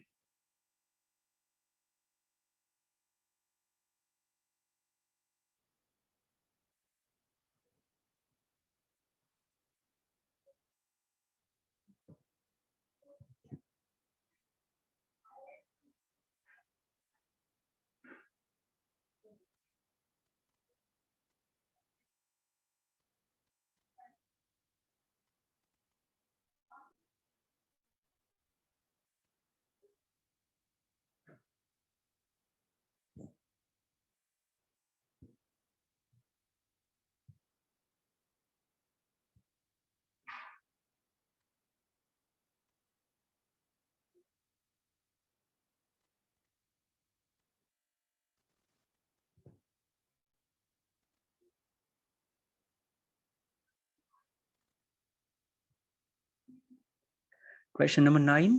Squamous cell carcinoma is a noted adverse effect of which of the following TKIs?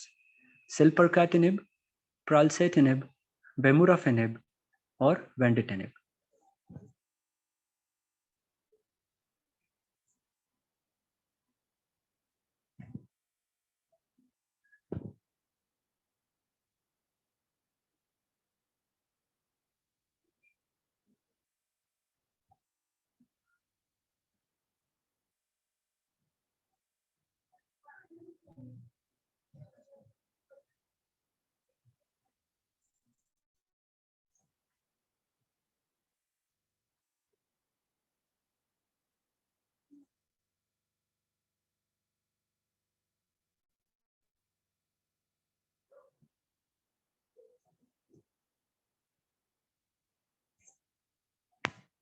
And last but not least, redifferentiation and restoration of radioiodine uptake has been reported after use of which of the following targeted agents? Vemurafenib, dabrafenib, selumetinib, larotrectinib, or all of the above.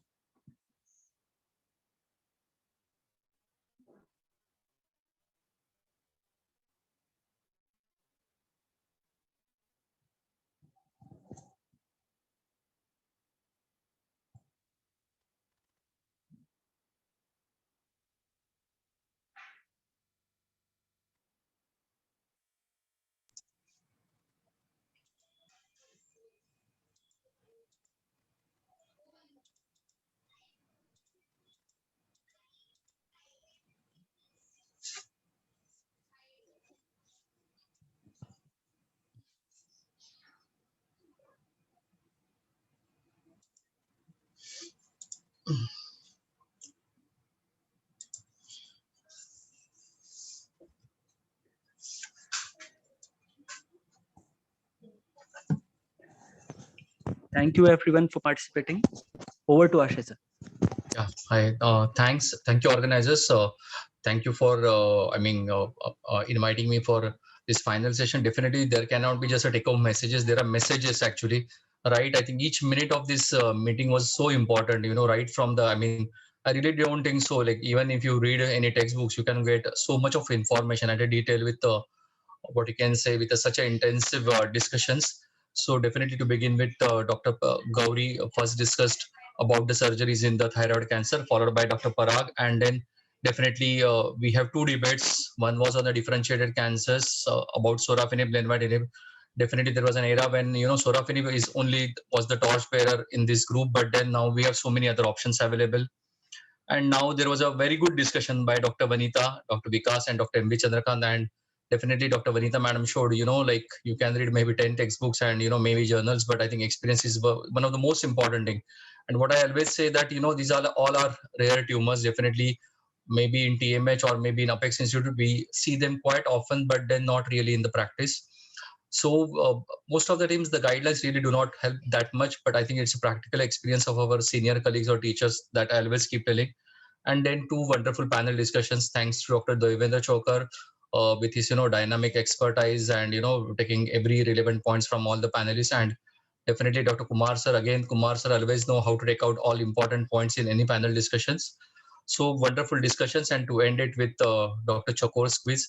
So I think in thyroid cancer, definitely what is the most important thing is the histopathology at the end of the day dictates how the treatment is going to be. So we have a separate thing for differentiated, separate for medullary, and separate for anaplastic. So I think organizers will make it available, all these discussions, whatever the panel discussions and all the whatever the speeches will be recorded and will be available. And I think that will be a great guide to all the medical oncologists, as well as those who are students, currently undergoing DM training. So thank you, everyone. Thank you, organizers, for having this wonderful meeting. And definitely we will meet tomorrow again to have great sessions. Thank you, everyone, and good night. Thank you, sir. Thank you so very much. We request everyone to please log in again tomorrow at 5:45. Looking forward for the same brilliant discussions. Thank you. Stay safe. Good night, sir. Yeah, good night. Thank you, everyone. Good night.